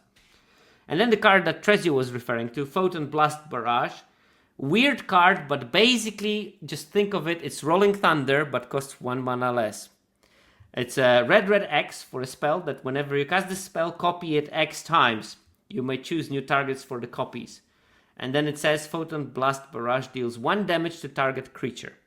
Which means that if you cast it for red, it doesn't copy itself, but it itself resolves, so it pinks something for 1. If you make X1, it pinks 2 times, and you choose how you divide them. The interesting part of it is that, first of all, like against black, if they have like 4 menacing villains, you can just machine gun them down, and that's nice. But there are combos with it. One of them is Hawkeye Young Avenger, which is 3 and a red, reach 2/4, and if a source you control would deal non-combat damage to an opponent or a permanent an opponent controls, instead it deals that much damage plus X, where X is Hawkeye's power. Now, if you have Photon Blast Barrage and you cast it, and you have Hawkeye on board, each copy and the original Photon Blast Barrage deals 3 damage instead of 1, which makes it significantly better. Also, Photon Blast Barrage is a combo with Red Hulk, where you just cast it and kill someone on the spot, because Hulk has, whenever Hulk is being dealt damage and survives, which 1 damage on a 6/7 it is, isn't it? Is not going to kill it that easily. Hulk gets a +1/+1 counter and then deals X damage to something, including face, where X is the number of counters on Hulk. So you target Hulk with Photon Blast Barrage for 5, and you deal 15 damage to the face of the opponent. Or you just obliterate their board. One or the other. While Hulk grows, it basically never gets a damage, because each damage it's dealt results in a counter, so it sort of neutralizes itself, and next turn it's going to be just massive. So, yeah. Well, and you probably, even if you're only doing 15 damage to face, you're probably winning that turn also, because Red Hulk at that point is now an 11/12 trampler. So yeah. 11, it's a lot of fun with some damage on it, so that might be important. But yeah, probably you're winning in that turn. So yeah, there's going to be some cool combos there, but I think that red is definitely lagging behind. It just has those interesting combos. I was joking with some friends that black-white is attack with only 1 creature, and I can imagine that there will be versions of red decks that don't attack with any creatures, just ping. Because when you look, Hawkeye plus Hawkeye's bow also pings for 3. So when you have some abilities that can tap to deal damage, you can just sit back, build board stall, and win because you have this pinging equity. And love Altasaur gaming. Yeah. Okay, green commons. I picked Undercover Scroll. Your favorite, Rosemary, as one of the aces, and Go Nuts, because I think that this is actually a solid tempo spell where casting it for 1 mana and at the same turn playing a creature to the board means that you can actually overrun opponent before they establish the board stall. So I think that's why I selected Go Nuts as the ace. Under radar cards, I selected Pet Avengers. I like that card and how it's played on early access. It's a 4 mana 4/4 with power up 7 mana. Put +1/+1 counter on it and create a 3/2 hero creature token with vigilance. So it can be a 7 mana 5/5 plus 3/2. A lot of stats, basically. It was solid because of that. And 5/5 is quite big in this set. And Gorilla, Harambe himself, 2 mana 2/2 reach. You can sacrifice it, destroy target non-creature artifact or non-creature enchantment, activate only a sorcery. I found that it was great. It was stopping my opponent from playing Web Up, and if they played Web Up, they had to exile the gorilla instead of what they wanted to kill, because otherwise I could just sacrifice the gorilla and kill it or something like that. Or they had to play game a bit longer to try to kill my gorilla, and I didn't trade it very willingly either when I saw that they're playing that game. That was nice to do that. Wildcard, I selected Ant-Man's Army, the 3/2 that when it enters makes a treasure or a food. I think that playing it on turn 3 and ramping yourself next turn is great, and also late in the game having that food is also not too bad. So a lot of good things in there.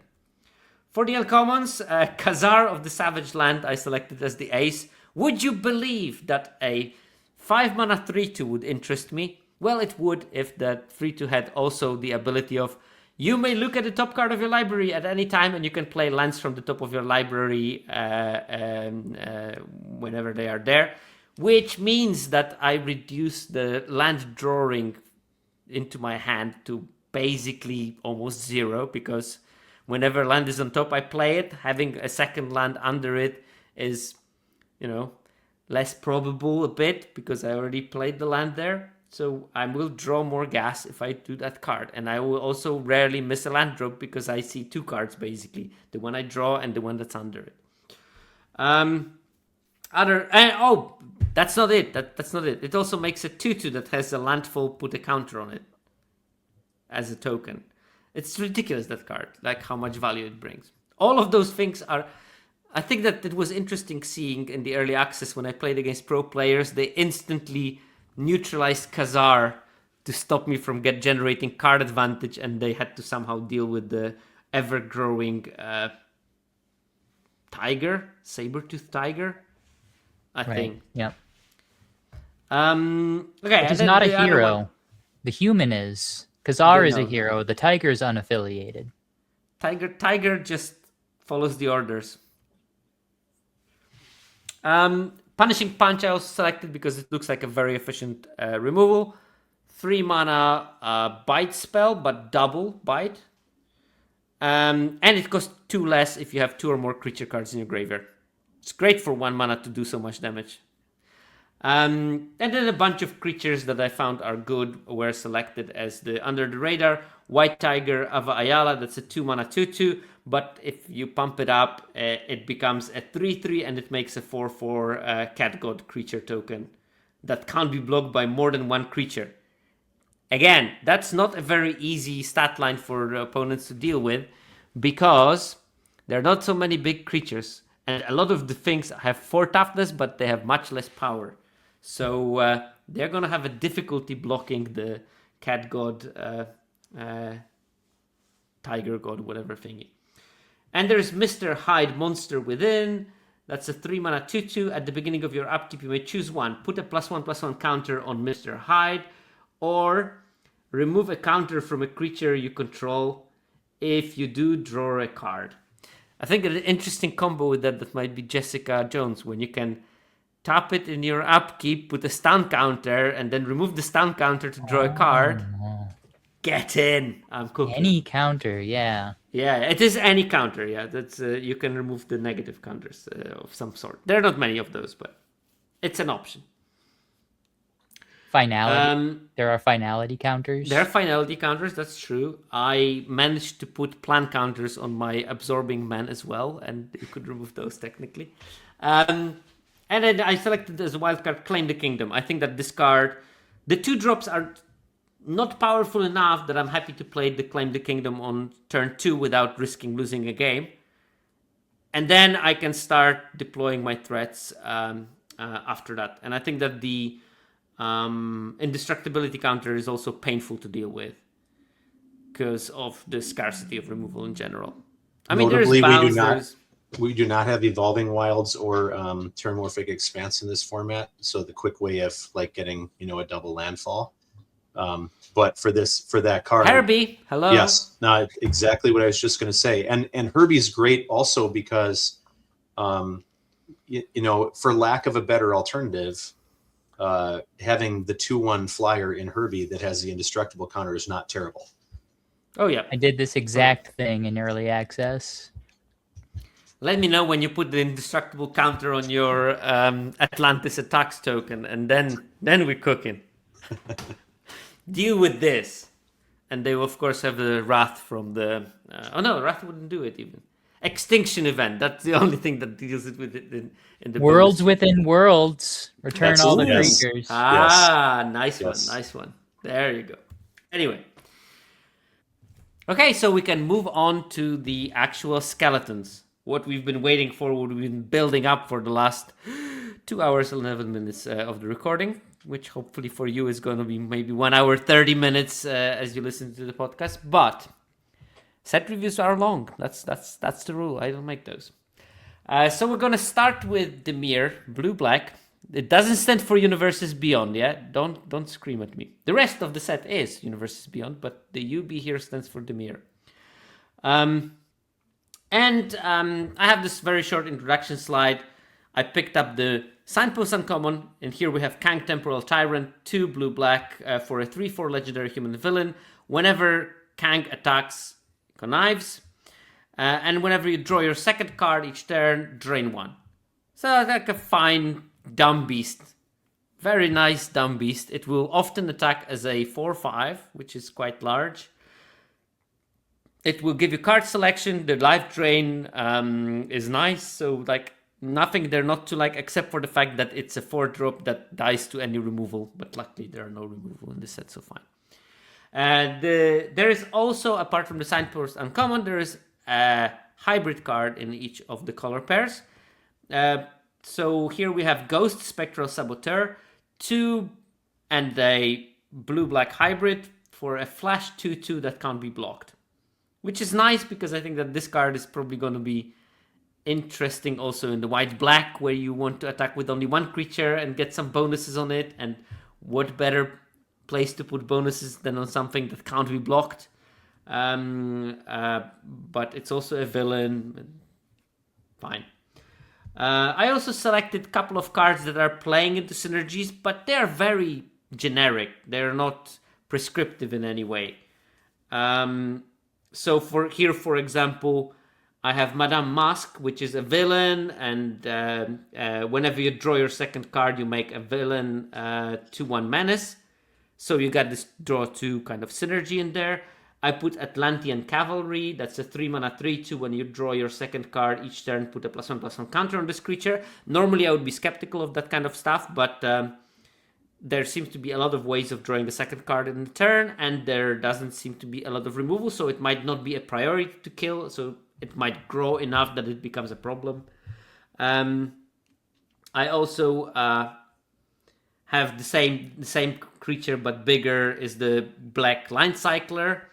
Roxon Brutes, that's a 5-mana 4/4 menace, and when you draw your second card each turn, put a +1/+1 counter on target creature, so it can grow anything really, and it's basic Land Cycler. And I have Kid Loki, which is a blue for a 1/1.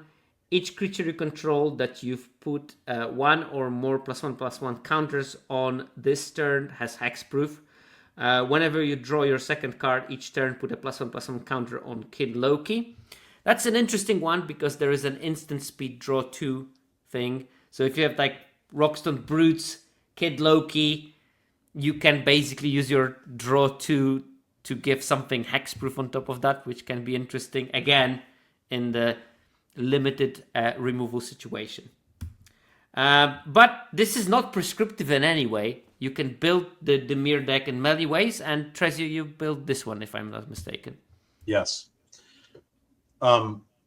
So this was actually my pre-release deck from yesterday. And it happened to fit, well, this first slide is not, I'll explain in a second, but the skeleton that I built was my pre-release deck from yesterday, and it perfectly fits our skeleton model. There were, I think, 3 rares in it, and basically uncommons and commons were balanced behind it. And it absolutely fit this theme. And but with the, Circuit's already said that we did the skeletons a little bit differently this time because of the uniqueness of the set. And so for my skeletons, the first slide is always going to be, imagine that you pack one, pick one, the card on the left. And now you're going to try to build around that. And the card on the left is not necessarily unique. In other words, if I have the card on the left, then if you go to the second column, these are the other rares I'm chasing. Like I'm hoping to see them because they play so nicely and synergistically together with that first rare. Like Construct a Cosmic Cube, we've talked a little bit about it, but when you draw your second card, you make a villain. And then this is the longest plan. You need 7 plan counters, and then once you hit the 7th counter, you sacrifice and you take your opponent's next turn for them. You control them on your next turn, which isn't going to happen all that often, but you don't care because you can make 4 or 5 2/1 villains, and it just creates horrible blocking situations for your opponent. At some point, you can just attack them, and they can't deal with everything you're sending. And then Bruce Banner, you can see like Bruce Banner can repeatedly draw you a card for 2, and all of a sudden, when you're paying 2 and tapping Bruce Banner and saying, I draw a card and make a 2/1, it's looking pretty good. Leader Super Genius is the card we talked about earlier that connives and draws cards and reconnives and is insane unless they stop it. But then I have these categories of other rares. Like these have, at least tangential synergy. And then splash rares like rares that I would be happy to splash because of what they do with kind of the plan of the deck. And then some focal uncommons and some on-plan commons. So when Sirkovitz sends the slides out later, there will be links to just this principle that has this list of cards. This is not the skeleton, but this is like, you could really build the skeleton out of kind of any combination of these cards and be fine. And if you like this idea, I'm kind of trialing it here in this Skeletons podcast, but if you like this idea, I'm going to be starting a podcast soon called Limited Principles, because I happen to be a school principal. And so there's a little play on words there. And we'll be basically talking throughout the format, kind of continuing the Skeletons idea into the format, looking at example drafts and saying, and discussing, you know, what happens when you first pick this card? How are you going to try to steer in this format with that card? So if you like that idea, you know, drop it in the comments to the once this gets uploaded to YouTube. But we can go on to the next slide, which has the actual skeleton in it. Sure. And so this was the pre-release deck, and this is a subset of the cards you just saw in the last slide, with maybe some different commons and uncommons. But believe it or not, this pool opened with like Bruce Banner and also Jennifer Walters and some green cards and green fixing, including Shang-Chi, which we may see later, which allows you to flip transform cards pretty easily. The double mana dork that focuses on ability counts or ability costs. And I tried in my first match to play some combination of green, blue, and white that would allow me to play both these cards. I tried two different versions of that deck, had tons of power in it and the fixing to support it, and it was still too clunky and didn't interact with the format in the right way. Had enough removal too. But after match one, I threw that all away and said, you know what? I have a lot of good black removal here. Let's just try playing blue-black. And this worked beautifully and basically steamrolled the last two matches. So, you know, it has Construct a Cosmic Cube as one of its rares. It's got Bruce Banner as one of its rares. And then the third rare you can see on the right there is the Multiversal Incursion, which is copying all my non-token creatures. So the top end here is that card and Atlantis Attacks. With, you know, some inevitability in the long game of I'm going to keep creating menace creatures and eventually I'm going to take your turn for you in Cosmic Cube, which never happened because I won the games earlier than was necessary to do that. So you can see there's no dominating creatures here. I mean, Bruce Banner, I had a bunch of fixing that touched blue and black, as you can see on the left. And I was playing those cards simply to ever have a chance of transforming Bruce Banner. It was kind of cheap to do that, and the cards kept me alive long enough to get to my end game here. But Multiversal Incursion was fine because my opponents did not want to spend removal spells on a bunch of little creatures. And then all of a sudden I have twice that many little creatures. And, you know, and they're not legendaries, so you can copy your legendaries, which meant even things like Yellow Jacket was very deadly when there were two of them. And all of a sudden I had, you know, a 2/2 or 3/2 lifelinker in the air ×2. Not to mention that it became like a 6/2 when you resolved the incursion, no? Yeah, exactly. I mean, that was a big point, is that a whole bunch of villains are going to enter. So this was basically a removal-based control with a you know, combination removal suite between blue and black, and you have the ability to deal with just about anything in the format with that. And you can kind of pick your spots. So that's the plan. If you go to the next slide, you can see some of the other interaction that was here. So just a bigger picture of Construct a Cosmic Cube, so you can see that. But when you have a lot of removal, Speedball becomes a great card, because you can point any of your removal at Speedball, any of your own removal, as long as it doesn't say target your opponent's creature. You point it at Speedball, and then Speedball grows to be a 4/4, which makes, and again, remember the creature sizing in this format. A 4/4 is a formidable attacker. So now you're attacking with a 4/4, but then you just redirect the removal spell to your opponent's creature that you wanted to target with it anyway. So you intentionally target Speedball just to buff it, and then you redirect to your opponent's creature. And you may even be able to do that a couple times in the turn. So that's one of the ways of getting in like 4, maybe 8 points of damage, earlier in the game until you get to the place where you can start either copying things or just ending the game with Atlantis attacks. Atlantis attacks is just particularly deadly when you just simply remove 2 blockers of any size, and then all of a sudden you have 3 2/1 menace villain tokens, and they can block one of them, and you can just there's just no way to stop that last attack, even if it's with a bunch of little stuff, because your little stuff often has evasion. So that was the design here, and it worked well. You could like aim scientists. There's that land cycler that Rosemary was talking about, right?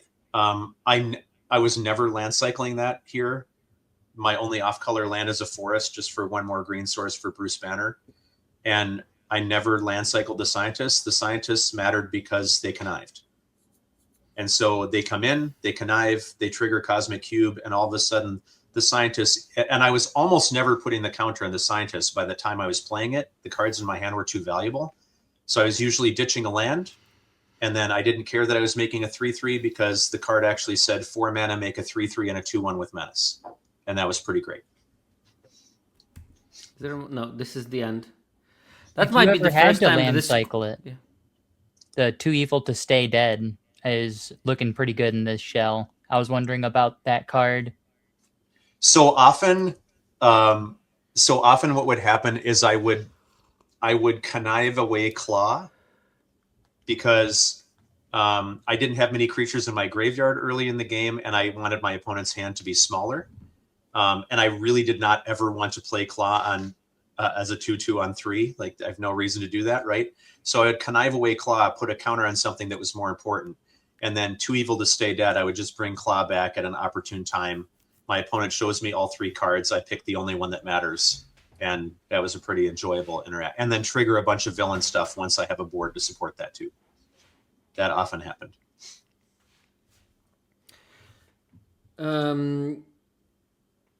Oh, by the way, Speedball, what I was thinking recently, nice interaction with it is attacking with Speedball, targeting it with the power, and then redirecting it to a blocker. So you can cast your depower for 1 mana while you are attacking rather than in defensive way. I have a best of 3 note with that shell as well, is that if opponent has a speedball, one of the best ways to remove their speedball is by laundering a removal spell through your speedball. Oh. Which, I mean, didn't come up in early access, but you can see how in best of 3 situation might be applicable. It's going to be a weird card also. Like, I don't know if it's going to be good, but very at least weird it has card. a lot of discussion about it. So that's nice. The key thing to remember about it is this is why Rosemary was talking about that laundering, is because it's essentially only immune. No. And it's only immune to cast spells, not anything that's redirected. No abilities are not, or it's not immune to abilities. So O-Ring is a great... day 1 on Arena, I'm just looking forward to someone targeting my Speedball with their Atlantis attacks. It'll only happen once. It will only happen once for them, but the token from Atlantis attacks, it says target player makes a token, which means that if they target my Speedball, I can change the target and make myself a 6/5 and bounce 2 of their things. Because you change all the targets of the spell that... targets Speedball, which is like, you don't want to be casting Cruel Ultimatum on that or something with multiple targets. Okay. There is another way of you can work around it, and that is a Photon Torpedo Blast, whatever. You can target it with the copies, and then you don't cast the copies, you just create them, so it can die very easily for that. Yeah, O-Ring, Bullseye deals with it pretty nicely. Yeah. Killmonger. It just dies to a whiff, really. Okay, we go to the Is It. And Is It, on paper at least, is artifacts. I don't know how much it's going to be artifacts, honestly. The signpost definitely is artifacts. Iron Man, Master of Machines. 2 blue red for a 1/4 flying vigilance, has +1/+0 for each other artifact you control. When at attacks, if an artifact entered the battlefield under your control this turn, draw a card. Dumb Beast, 4 mana, need to untap with it to get value. But it's quite good value because it's a big flyer that will draw your cards a lot of the time. So there you go. Speedball, the card that we discussed earlier, is the hybrid. And there are really minor artifact synergies. Like we have the Hydraulic Helper, the mana dork that can tap, but only for mana that you can't cast to spend to cast a non-artifact spell, which means you can cast power-up abilities or use power-up abilities or cast artifact spells or use any other abilities. We have Machinesmith Automaton. That's a 3 mana 2/2 trample. And then whenever another artifact you control enters, put a counter on this creature. So sort of like the followers from Avatar, but with trample. And a bit less supported because there are fewer artifacts than there were allies in that set. But still, trample is quite big. If you grow that creature into large size, the trample will be good. And of course, whenever another artifact you control enters, means that it's also counts all the treasures / clues / food, whatever you do. And notably, that's one of the creatures that is not legendary, right? So you have the potential for that to play well in numbers. Oh yeah, and it triggers the second one triggers the first one, obviously. Iron-Led Diverging Destiny, 3 mana for a 2/2 flying vigilance. You may look at the top card of your library at any time, so that's a nice value. You have an extra card in your hand, sort of for planning. And then you can tap it to reveal the top card of your library. If it's an artifact card, draw a card. Great card for me because I'm always wondering when I lose a game of Limited what was on top of my library and could I have been saved. And this one not only gives me a look at that, but I can always tap it to see the second card under it even, which is fantastic. And then we have Shuri, Wakandan Inventor, 2 mana 2/1. Artifact spells you cast cost 1 to less to cast. And for 1 and a tap, target artifact you control becomes a copy of another target artifact you control until end of turn, except it's not legendary, activate only as a sorcery. And there are weird combos that for sure you can do with it. You can make treasure into a copy of a thing that you can sacrifice to draw a card, sacrifice the treasure to draw 2 cards, blah blah blah, so on, so on, so on. Expensive, but good. But who said we don't like finicky weird combos that don't do anything? So it's another of yours, Tresio. So can you walk us through this one? And this is how you imagine a draft if you would first pick Arc Reactor. Now I'm hoping not to have to first pick Arc Reactor, but you went there. So talk us through this. Again, that's the one that I chose, but you could really pick anything in the second column either and kind of treat those as a group, right? So the reason I picked Arc Reactor is because I opened Arc Reactor in the same pre-release deck that we just looked at and immediately identified this is not going in, does not belong in this deck. I don't have artifact anything going on. But I was really curious about Arc Reactor because there are so many mana sinks in this format.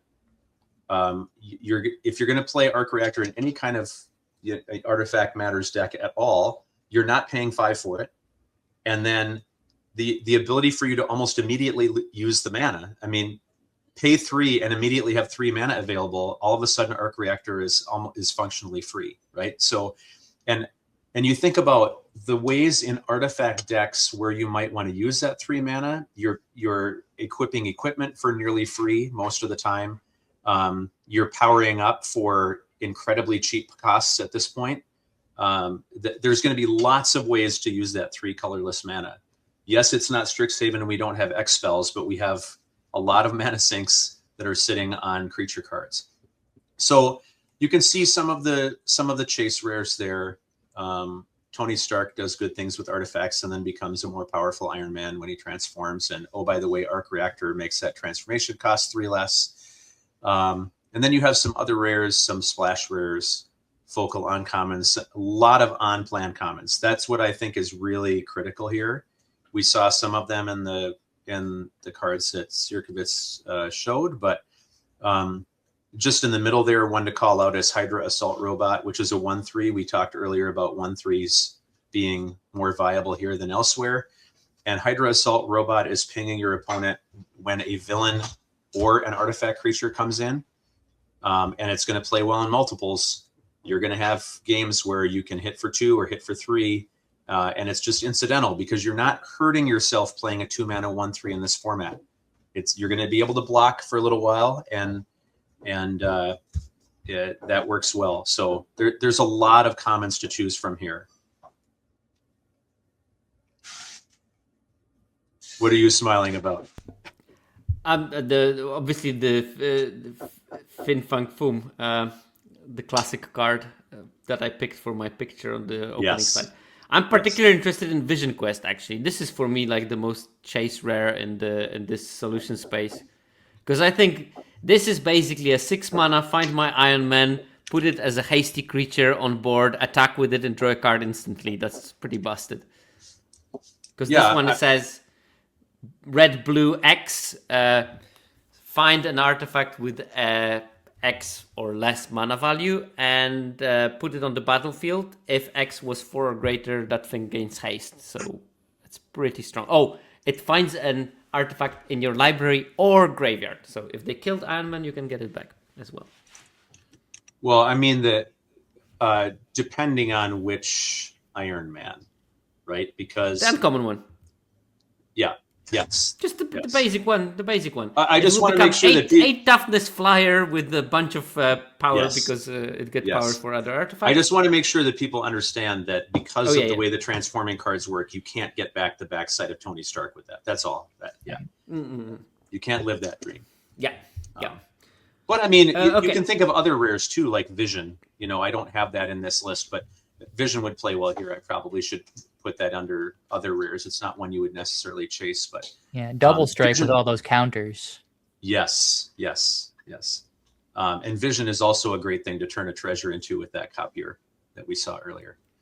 So anyway, Arc Reactor, and then I have Armor Wars there. But that card beat me so many times in early access. I mean, when people are trying to do artifacts, like you just play a bunch of little artifact cards and then you reload, and the person playing Armor Wars, if they're paying attention to artifacts at all, is often drawing like 6 or 7. I'm a bit surprised you don't have the 1-drop that makes treasures in here as on plan. That I probably should. The only reason I didn't include it in on-plan commons is I think you're going to want to be fairly aggressive in the artifact deck. I don't think you're going to want to be sitting around till the end because you don't have quite the same top end that other decks do. So that's the only reason I didn't include it. But I can see it. I mean, again, it's another common that you're not going to feel bad about playing in this deck for sure. Oh yeah, definitely. Do we go to your skeleton? Yeah. So here you can see Arc Reactor and Armor Wars at the top. And then let's see. What was the last rare that I included here? Oh, I included Vision Quest. I just picked one of that third column.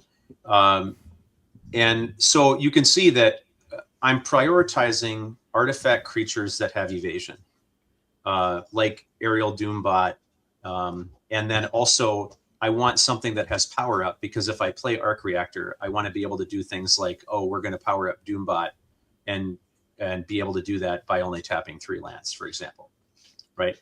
And that's a pretty big power up on Doombot. I mean, it all of a sudden becomes a 4/4 flyer, and it's a big problem at that point. And your opponent probably doesn't want to be pointing removal at a 1/1 very early. And by the time you make it a 4/4, you're probably overcoming their flyers or their reach. The Hawkeye's Bow allow you, so you have a lot of incidental damage with the Hawkeye's Bows and the Hydra Assault robots. Falcon's Wing Harness is putting something into the air. And again, think of the equip cost. If you have Arc Reactor out, you're re-equipping it for just a single blue, which is very, very nice. And all of a sudden, you're just making a number of different things in your deck into a threat. You want a little bit of equipment in here, because if you play War Machine is pumping a creature equal to its power. So that can help that occur as well. And bullseye, sacrifice, trinkety artifacts. I think Sirkovitz, if you pick bullseye, that makes the 1 mana treasure maker even more important, because then you can create the treasure. And one of the reasons bullseye is nice in this particular shell is because Arc Reactor makes bullseye's tap ability free. Right? You tap the Arc Reactor, you tap bullseye, and all of a sudden you can deal 2 to anything. So there's a lot of ping and incidental damage happening in here. And it's a kind of a deck of what do you decide to remove, because I've got 2 or 3 other things that can accomplish the same goal. Okay. It's got reach. What's that? It's got reach, the deck. Yes. Both literally in the bow and in the fact that it can get in those last few points of damage very well. Yeah. And because you're playing with a lot of artifacts, you're sacrificing some of the typical card draw. So I wanted to call out where the card advantage is coming in. Futurist Forge obviously is an artifact coming in and drawing a card. Once again, Arc Reactor is allowing you to sacrifice that for just a single blue to draw 2 cards. There's just lots of ways to use Arc Reactor here. But you also have Kunlun Warrior that can come in and sacrifice an artifact to draw a card, because it's kind of tormenting. Just saying, if you make treasures, it's... Yeah, I agree. I mean, you can't do that 1 and 2 necessarily, but definitely later in the game. But my thinking was bring in Kunlun Warrior and sacrifice the Forge for nothing, and then draw 3 cards. That feels pretty good, right? And then, oh no, you have to sack the Forge. That's right. Yeah. Forge doesn't work like the. It's not unfortunately Cryogen Relic. Cryogen Relic. Yeah. But then you have Vision of Love, where you can sacrifice.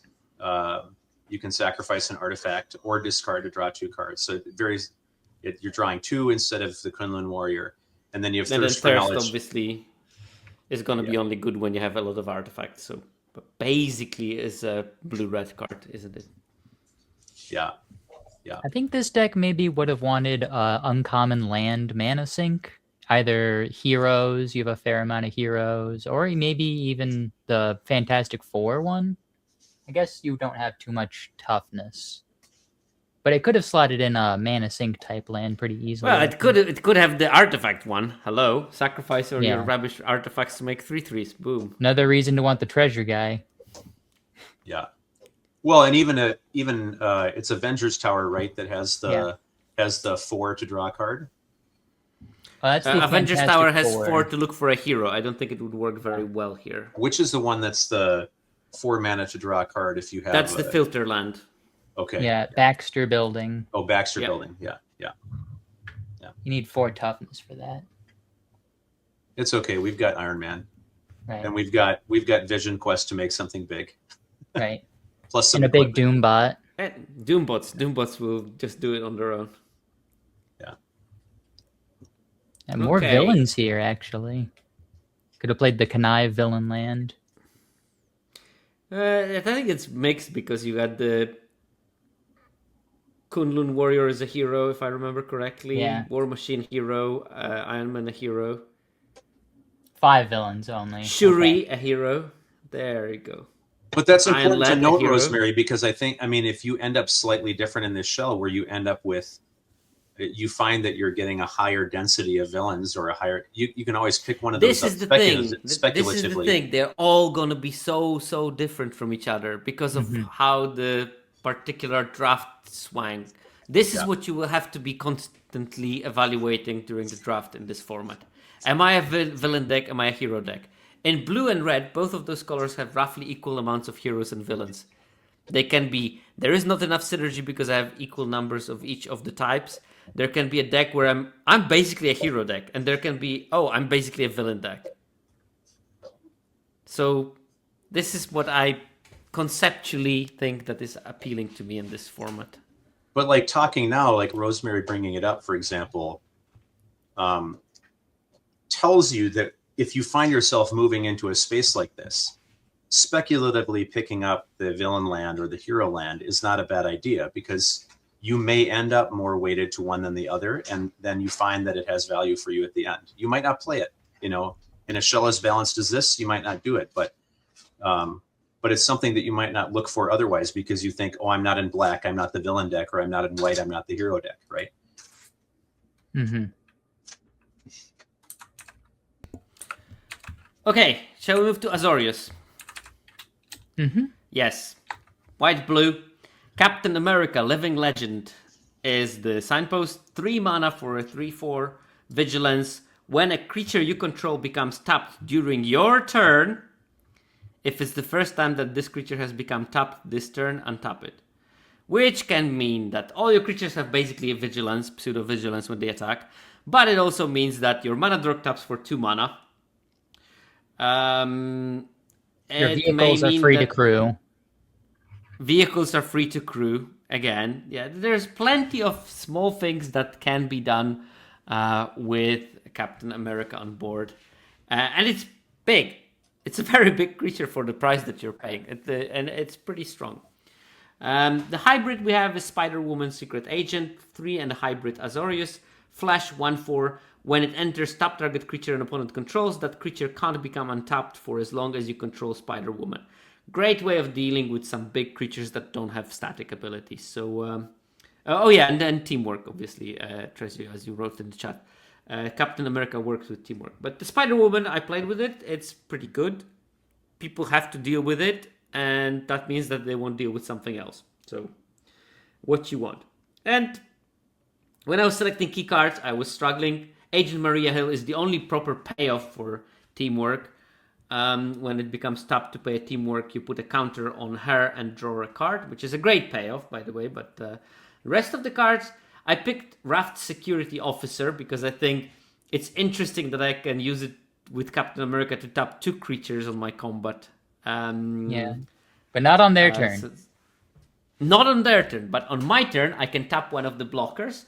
And I keep it up, and maybe at the end of their turn I can tap another creature, and then next turn I can tap 2 more creatures, so it sort of can, in a turn cycle, if I plan it nicely, I can tap 3 creatures if I'm dedicated to making that one big swing. Circo, can I mention one more, I think, important payoff for teamwork besides the agent, is the blue plan, because the blue plan gains counters based on creatures tapping. Yeah. And that means you can often complete the blue plan in like 2 turns pretty easily, because if you use teamwork on something and then you like tap to attack or whatever else, and then you're getting 2 instants and sorceries back really quickly from your graveyard. You looted out your Atlantis attacks, and you get it back when you can cast it. Sort of. It's pretty great too. Yeah, we're gonna be talking about it because the blue plan is something I'm willing to talk to Rosemary when we're dealing with her blue-green deck. Okay, and I picked like Atlantean Cavalry, that one, because since you're trying to cast the teamwork spells, I thought it would be nice to have a creature with vigilance on the list there, and it's mainly for vigilance I put it there. And we say the Nay is the counter spell with teamwork. I put it there because it's a good example of an instant spell with teamwork that I think is going to be strong. Anyway, let's move to Rosemary's skeleton. Talk us through it. So I used Captain America in some other skeletons as splashes for synergy. So many different ways to go for blue-white. So among the choices, I thought blue-white probably has one of the best shots at being a very good aggro deck. Just very low curve, combat tricks, just very kind of as prescribed blue-white aggro. I kind of thought of it like Kyle Rose, the Ham's blue-white decks in March of the Machine, which, instead of a convoke spell there's teamwork here. So I did not put in the Savannah Lion with teamwork. I did not put in Captain America.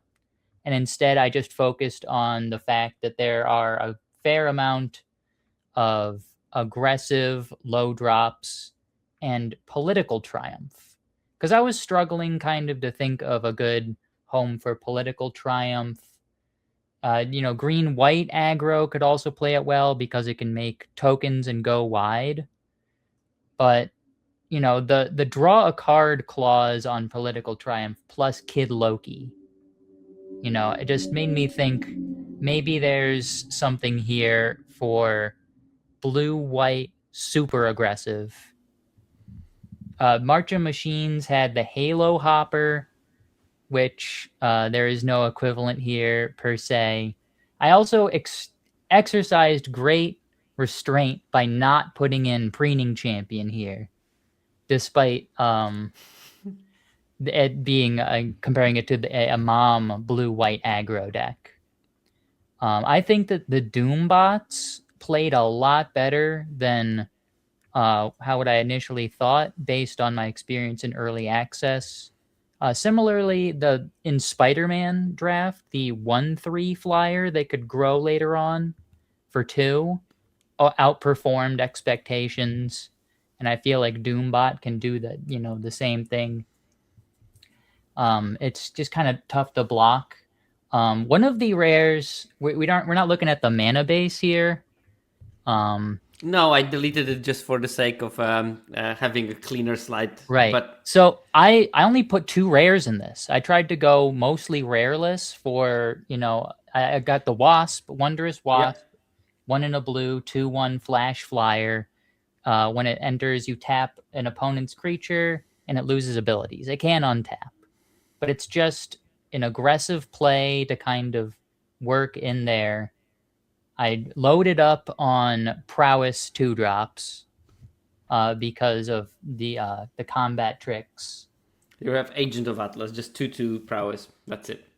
Yeah, and so, I wanted to lean into these Borrow backups, which trigger the Prowess on your guys. That's the white land cycler. Yeah, it's also a great card to flip the political triumph, no? You want to time it so that you cast the Borrow backup as your 4th trigger and the 5th creature, and then you get a bunch of... The lands were important because that was my other rare.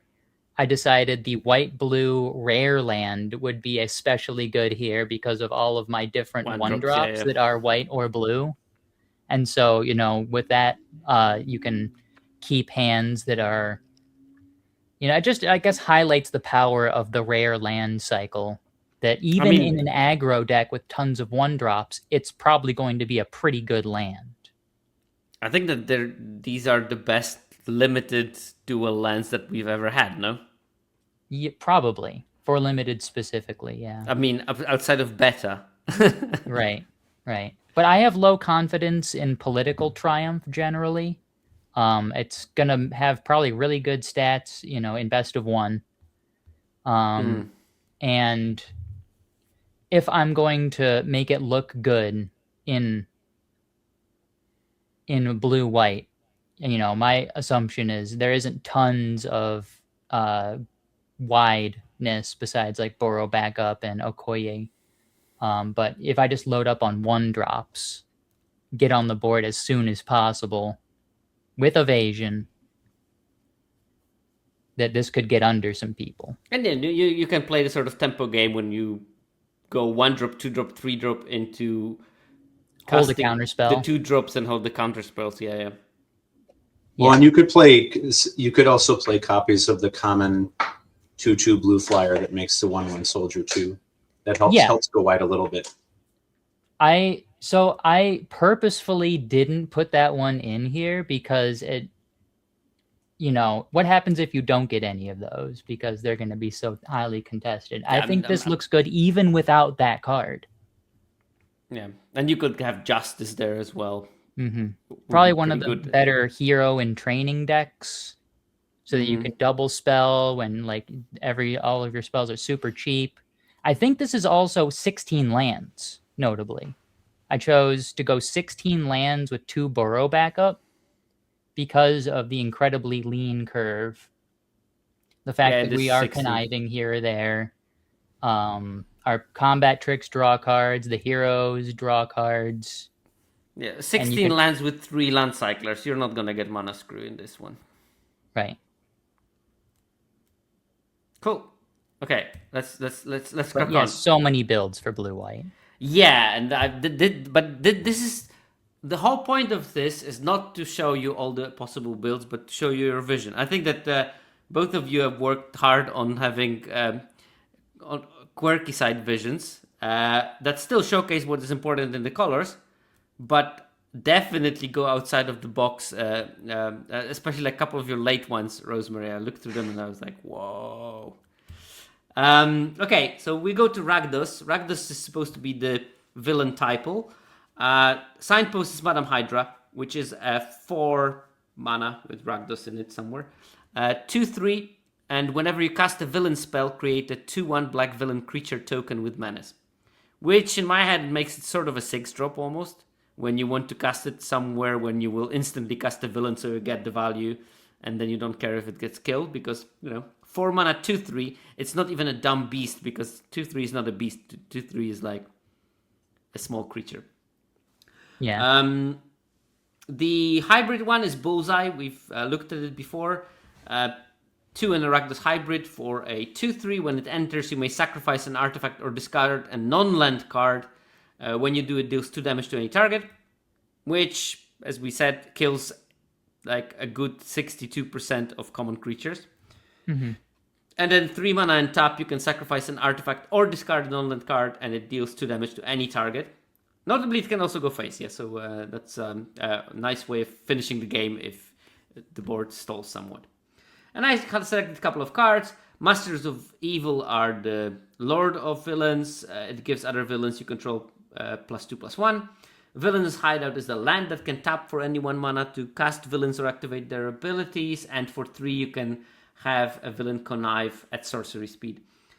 Then you have Visions of Villainy. That's a 3 mana instant, draw 2 cards, lose 2 life. But if you have a villain, it costs 1 less. So that's another example of having villains gives you a small benefit. And Hydra Assault Bot, that's the thing that Tresio played in the artifact deck. But it can also play in Villain's deck without too many artifacts because Hydra Assault Robot pings your opponent anytime an artifact or villain enters the battlefield.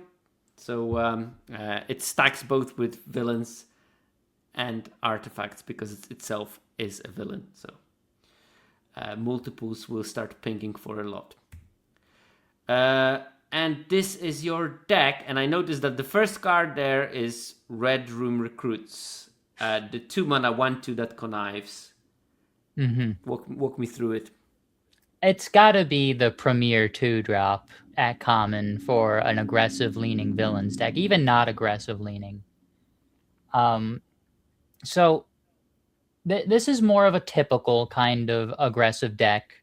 You've got a curve. You're trying to amass like a big board, go wide.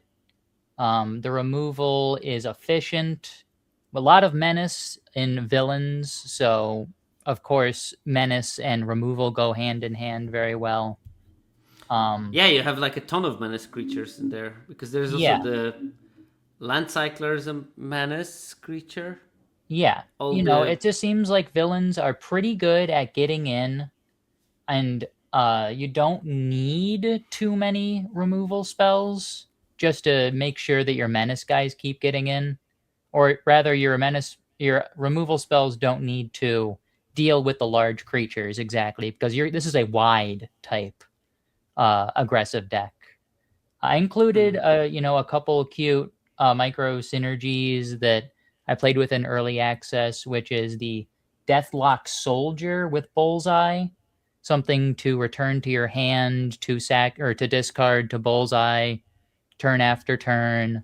It's an artifact, so it triggers Hydra Assault Robot. You can sack it from the board with Bullseye if you draw Bullseye after you've already deployed your soldier. Yeah. Another thing with Bullseye, Widow's Bite gives Death Touch. And so giving Bullseye Death Touch means that you can kill anything with it now. And like I said, your removals don't need to kill anything. They just need to kill enough things for you to go wide, which makes Hydra Troopers just so good. Yeah, like it seems pretty easy to turn on once you can connive with your recruits. Arguably, if you play Surveilland, you can even cast it on Yes. curve with the trigger.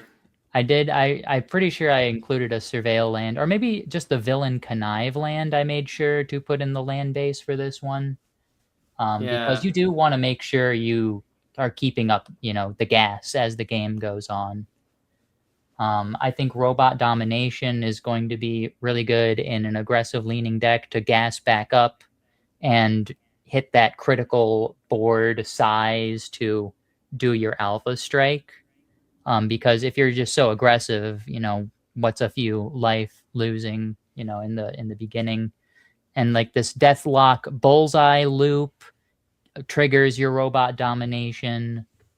All your conniving triggers it. The mill off of the Hydra Troopers if you're not all the way there yet. Yeah, and I think Hire a definitely Crew plenty does of look that. fairly good. If That you're was the trying card to I go was wide. wondering. You put 2 copies of Hire a Crew. Is Yes. it because you plan to make so many menace creatures, then giving +1/+0 to menacing creatures, of course, slightly more valuable because they're likely not to be able to be blocked by your opponent? Yeah. I think you'll be able to get this card fairly late. I think it's pretty unassuming looking. And the modality of I'm just going to, on your end step, make another 2/1 so that my next swing here can be better. Or just using it as like a trumpet blast that, just +1, but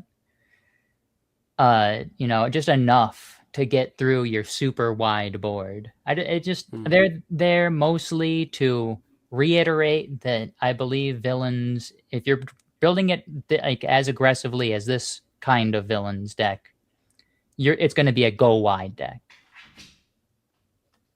I really like the inclusion of that, and I think too there's going to be it's less often than how you're describing it as the trumpet blast, but the fact that it's also creating a villain and not just pumping your team with all of the different villains that have synergy with when a villain enters. Again, think back to Yellow Jacket, for example. If you leave Yellow Jacket back in an attack that you do, and then you're playing that card, and all of a sudden Yellow Jacket is a 3/2 with lifelink, and it helps you win the race. Kind of a surprise block situation, and then you're also the menace creature that you're creating tapped is replacing it as an attacker on the next turn. I like the modality there. More of like a black zombies type aggro that's just so robust that it can just keep pushing the damage. I will also note that I didn't have a rare in my skeleton, and then I looked back at it, and I'm just like, I guess I'll add a rare. I put in Electra. But I think this is a deck that can get a few wins without, a bomb rare or anything. Kind of reminds me a little bit, on a different axis, but the same replaceability that you're describing. It reminds me of the black-red deck in with mages in Final Fantasy, right? There were just the dealing direct damage had been such a bad ability or mechanic previously, but there was so much redundancy in that it actually worked. Yeah, I see some similarities here. This one's gonna hate to see a good life linker. If opponent can gain a little bit of life here or there, then you're gonna have some trouble. But otherwise, just keep sending them in. Yep. Okay, let's move to the next one. So we can finish before 3 a.m. Yay. Gruel. And this is not going to be Gruel even, because your skeleton, if I remember, Rosemary, because it's going to be another one of yours, is mono green almost. But if you would like to play a Gruel, well, the signpost is Hulk, Gamma Goliath. That's 5 mana for a 6/5. Reach Trample. Power up abilities of other creatures you control cost 3 less to activate. And then it has a power up ability of its own for 6 red-green. So if you cast it on the same turn, you spend 8 mana, you put 5 counters on Hulk. So it becomes an 11/10. reach trample, obviously. Hybrid is Abomination, Terrifying Titan. That's 3 and a Gruul hybrid for a 4/4 trample, and it has power up. It costs total 7, so if you cast it on the same turn, you add 3 extra mana to the cost. You put a counter on Abomination, and then Abomination fights up to one other target creature an opponent controls. And there are a couple of things. There is Wonder Man, Hollywood Hero, which is a 5 mana 4/4 flyer, and you can activate power up abilities multiple times, or twice to be specific. And it has a power up itself, 7 mana, put 2+1/+1 counters on Wonder Man. This is like, all of those are, Abomination has a sort of ETB ability if you manage to trigger it on the same turn. But Hulk and Wonder Man both are dumb beasts extraordinaire. They are the dumbest of the beasts. They just put counter on themselves. They don't have any other ability that you can sort of benefit from. Cards that I put in here as important ones. Undercover Skrull. Because you want to ramp those things, they're quite expensive, so you want a mana dork. And then Training Regimen is 4 mana enchantment. Creatures you control with +1/+1 counters on them have trample. And I put it mainly for that ability, because if you're putting dumb beasts, they better be trampled. Yeah. Unfortunately, a lot of them already have trample. Yeah, a lot of them already have. But also you can put counters on things. And sometimes you will have bigger things that don't have counters on them yet, and you can add additional damage generally. And I put Hulk Smash, which is a bite spell, because once you have big creatures, bite spells become better. And I think that specifically the red bite spell doesn't benefit too much from red creatures themselves, as they tend to be on the smaller side. So adding it to a green deck might be a good idea. And that's why maybe Hulk Smash will be more available than the other bite spells that are specifically green, and people who draft green want to have them. And with that, a completely weird deck that doesn't have even a red card apart from Splashed Superhero Civil War.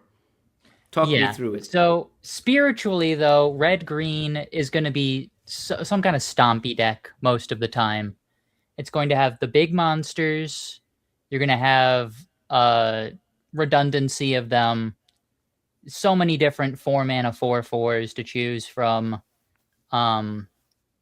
So I did this one's modeled after a deck I drafted. I think this is the second deck I drafted during early access.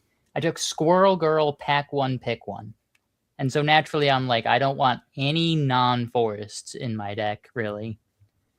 And I got a Hellcat late. I got a second Hellcat late. Hellcat, by the way, Squirrel Girl we can skip, it's a rare. But Hellcat is very important for this deck, because I think in your skeletons you named it even Hellcat for days. It's green for a 2/2 with haste. And when it dies, you return Hellcat to the battlefield under its owner's control with a +1/+1 counter on her. And she loses all abilities and regains the haste that it lost. So, yeah, it's Strangleroot. Welcome back, Strangleroot Geist, which there was a mono green deck in Standard when that was Standard that was very formidable. The one other thing about this deck I would like to point out is the 4. I broke the rules here. I put in 4 copies of Knight of the Wondergore, which is what I had in my draft draft on early access. That when you put a counter on one knight, the other knight sees it and then gets a counter. And then the first knight sees the second knight get the counter, and you get another one on the first one. If you were to say go nuts on knight number 1. And so they play very well in multiples. Each one sees the next. And I'd always be putting counters on the knights and be surprised how many counters I got at the end of the day. And a powerful broker seems like it's going to go very late in drafts, and it is a good way of making sure you just keep putting counters on powerful these broker, knights. 3 mana 3/3. You can tap it for each kind of counter on target permanent or player. Give that permanent or player another counter of that kind activate only as a sorcery. Yeah. So this was a deck where I positioned myself early to maybe think about splashing if I didn't get there on the restrictive mana of Hellcat and Squirrel Girl. And I did get one of the bombs that you are supposed to try to cast if you get past it, which is the Superhero Civil War, which is That's a a red 5 and mana white saga. saga that is a rare. That in chapter 1 you gain control of 2 different creatures with total mana 6 or less until the saga leaves the battlefield. Second chapter is creatures you control get +1/+1 and gain vigilance until the end of the turn. And the third chapter is, and yes, you do get to keep those creatures around by the Until it time resolves. Yep. the third chapter resolves, is a creature you control fights another creature, and you're gonna use your stolen creatures to do that if you haven't won the game already, which is what happened. Which I is a never big got to if, see. actually. Which is a Yeah, big if. yeah. That problem And you don't mind having. Yeah. this was a very good shell for Doc Samson, which is the 5 mana uncommon that has the hardened scales text of every time you put a counter on something, it gets an additional counter of that kind. Incredible with the Knight of the Wonder Gores. Oh. Yeah, and the the Incredible Hulk green red uncommon is very good. I got beat by it because of its just immense size. So, you know, if you were to play a second color in any kind of, serious amounts, the Hellcats unfortunately probably would get much worse. And Yeah. so I decided to highlight this one. It's also interesting the amount of enrage in this set, that sometimes if you have Red Hulk, 4 red, 6/7, when it becomes enraged, I think we already read this Yeah, one you got a off. counter and it pinks something for the number You of actually counters. might prefer a fight spell to a bite spell sometimes. Yep. There's also the rare Incredible Hulk, but it's good when you can enrage at instant speed. So I guess not there either. But otherwise, it's just solid creatures up the curve in this deck. Couple splashes, and I took Surveil lands very highly. Few common duels. Not very many spells, so this could be a place for rapid rescue. And I was a Seed of Hope believer in March of the Machine. Rapid Rescue, by the way, is Seeds of Hope. Yeah, that's the green for mill 2, and then if it's a permanent, you put it in your hand. And I did some maths on that because why wouldn't I? Yeah. And I think that 32 to 34 permanents in a deck is not something that will happen rarely. With 34 permanents in a deck, you have 98.6% to hit one target, 75% to have selection what you are going to pick with Rapid Rescue, and 1.4% or 1.6%, no, 1.4% of the time you have complaint equity. So whatever happens, you're the winner. Yeah, so 3 non-hits in this entire deck. In this I also particular think deck, this is probably going to be one of the best shells for the green plan, being that it cares about counters. Yeah, and I think that green plan generally is pretty decent already. And and yeah, but you also have counter synergies. I played also green plan and blue-green decks and was doing silly things, but I also had blue Loki that draws me a card whenever I play a land, which was nice.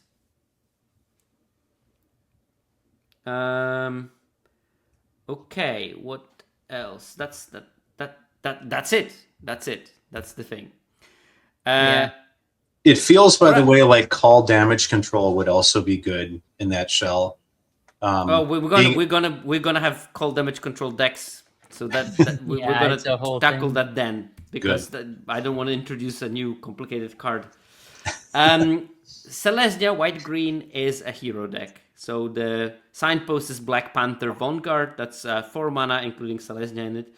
For a 4/4, whenever another non-token hero you control enters, you choose one. You make a soldier, that's a 1/1. Or creatures you control get +1/+1 until end of turn. The hybrid is Spider-Man to the rescue, because we need more of those. It's a 3-drop, 3/2 with Flash, Vigilance, and Reach. And when Spider-Man enters, you may tap him. When you do, another target non-attacking creature you control gains indestructible until end of turn. So it's a defensive creature that can give something indestructible, either in response of a destroy spell or fight spell, or because it's blocked. So yeah. Then some cards I selected as potential payoffs. Hero in training, we talked about it. It gains you extra life if you have another hero, so there is some hero synergy. There is Rick Jones, Destined Sidekick, which is a very weird card. It's green for a 0/3 and 3 and a tap. You can mill 4 cards. You may put a hero or enchantment card from among them into your hand. So I think that if you have, like 16-ish targets, that can be pretty good. But also you cannot activate it too many times because you're going to mill yourself out. No deck healing in this format. No. There's Avengers Tower, which we talked about as well, that has 4 tap. Look at top 3 cards of your library. You may reveal a hero from them and put it in your hand, but you put the rest on the bottom so you don't mill yourself out completely. And you have the Wakandan Royal Guard, the 5-mana 4/4 that puts a counter on something, but if that something is a hero, you put 2 instead. So just some payoffs, but they're very loose, and I think that white-green could work in many ways.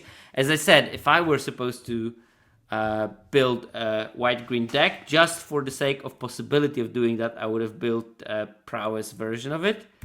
Tresio, you built a different one.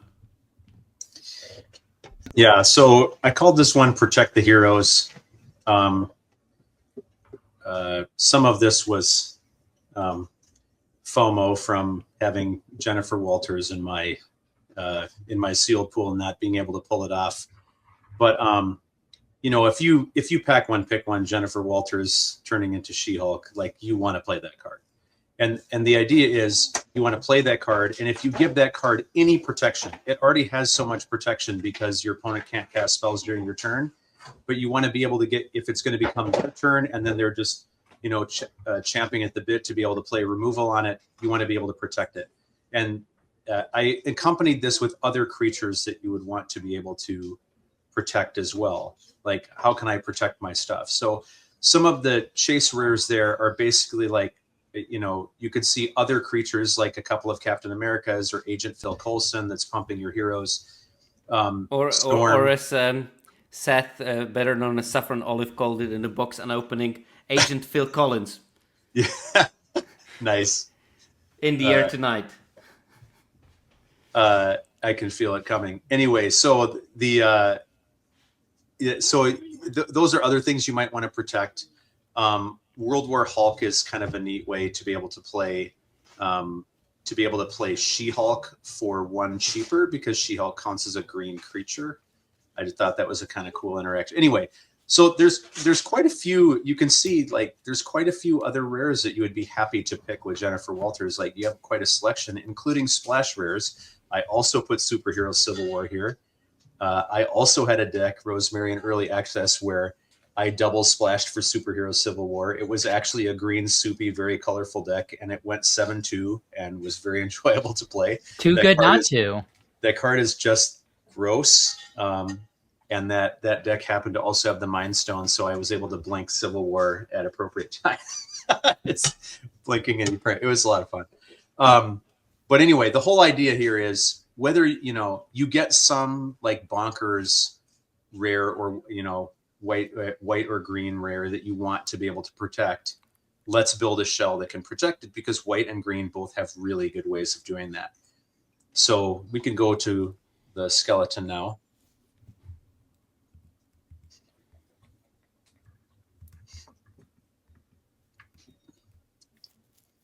And so the rares that I picked in this case to accompany with Jennifer Walters were Shang-Chi and Superhero Civil War. So this one? Not that one. Wow. You're special. You're special. Is that first edition? Yeah, Very pretty. It's shiny like the Ten Rings. they are very pretty, I have to say. But the idea behind Shang-Chi, Shang-Chi's text applies to himself. So when you play Shang-Chi, you can activate Shang-Chi's ability as though Shang-Chi had haste, which means that you can, in some situations, play Shang-Chi for free if you're doing things like, oh, I'm going to play it and then I'm going to transform something with it, or I'm going to even pay a land cycler cost, or things like that. So, and then Superhero Civil War I put in as a splash. So that's kind of the idea. You can see like this whole idea of I've got these sweet creatures, I want to protect them and let them stay for it. I mean, if She-Hulk stays on the battlefield for like 2 or 3 turns, it's so oppressive. Your opponent basically can't attack and block, because you can just choose the greatest amount of damage that any of their creatures is going to deal to you and redirect it at anything, including their face. I heard, I think it was Corda Calls on his set review said, "Isn't it weird that we have a green-white card that deals direct damage?" Like another weird thing about this set, right? This is another of those exceptions that we had, that the things that are normally don't happen. But Blue Reach. Yeah. Blue Reach. Yeah, that's true. Yeah. I mean, to be fair, blue normally doesn't need reach. Right. I mean, and it also fits the flavor, right? I mean, blue reach is kind of a stretch, so it fits. Yeah. All right. So you can see that these are the 2 rares that I paired with it among that group of rares. And then if we go to the next slide, you can see some of the interactions here. Yeah, I liked also like Shang-Chi and Patriot that you have here is a neat combo. Patriot 2 and a top target creature gets +2/+0 and hexproof. Turns it into a real mom. Yeah. Well, and I mean, Shang-Chi does even like the white common that taps something down, right? Shang-Chi is making that free effectively, which is really nice. What other cards we have? Take up the shield, and you also put cold damage control in there. Yeah, because you can't assume that you're always going to be able to protect in every situation. So then you want to be able to get the amazing creature back.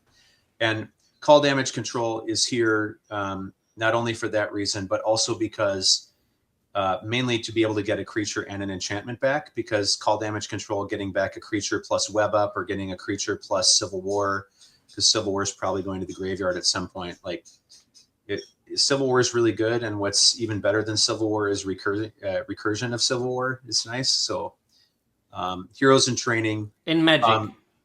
Yes. Yeah. Yes, I agree. But like, Luke Cage, there's not a lot of situations in which I would like to play it, but Luke Cage attacking alone here with is actually something that might happen, and you're probably going to be able to get that card whenever you want. Anyway. I can guarantee you won't be able to get that card whenever you want, because people see Indestructible and they pick the card. Yeah, that could be. Just fans of the Netflix show. Or that. I kind of wish we had an artifact creature here for call damage control. Yeah, just like to make Herbie. sure that you could hit both types. Well, I mean, that would be easy. Just include Herbie. Yeah, that's right. Or the robot that makes a 2/2 and becomes a 4/5. That's working fine with Shang-Chi. Mm-hmm. Yeah. Mm-hmm. But so I just put here like the 2 categories of like protect the thing. Vision. That's a great one. Yeah. Big flyer artifact creature. What's not there to like? Vision's also a great one for the artifact shell earlier, because the power up's so expensive and colorless. But you can see basically the 2 categories here. The top take up the shield is like, okay, we have take up the shield is the best tool probably, but we have several tools in here to protect our She-Hulk or our Captain America or whatever kind of powerful white creature we have, and we have call damage control to be able to get it back. So yeah, that's the plan. Yeah, a line that makes me happy is opponent goes through great struggles to kill something really important, and you Spider-Man protect it, and you trade Spider-Man off in combat, and you call damage control Spider-Man back, and you just have this face-up counter spell pretty much for their removal. And they cast exile effect. Ha. Oh yeah. Again, well, with removal being so much more scarce, all these little different tools to tax it, eventually they will just stop being able to deal with your thing. They've run out of removal spells in your deck. Yeah. Yeah. And I've seen that happen in this format, that you just like you did the removal thing twice, and you know that's what you're stock, and that's it. The rest of the thing sits on board. This format is going to punish very hard people who tend to kill the 2-drop for the sake of killing a 2-drop. Okay, let's move to the black and white world of Orzhov, which is I attack alone kind of thing. Dave Humphries tries to make the I attack alone thing work for many sets already. It has happened in Kamigawa Neon Dynasty, and it didn't work very well. I'm a bit more optimistic about this version of it.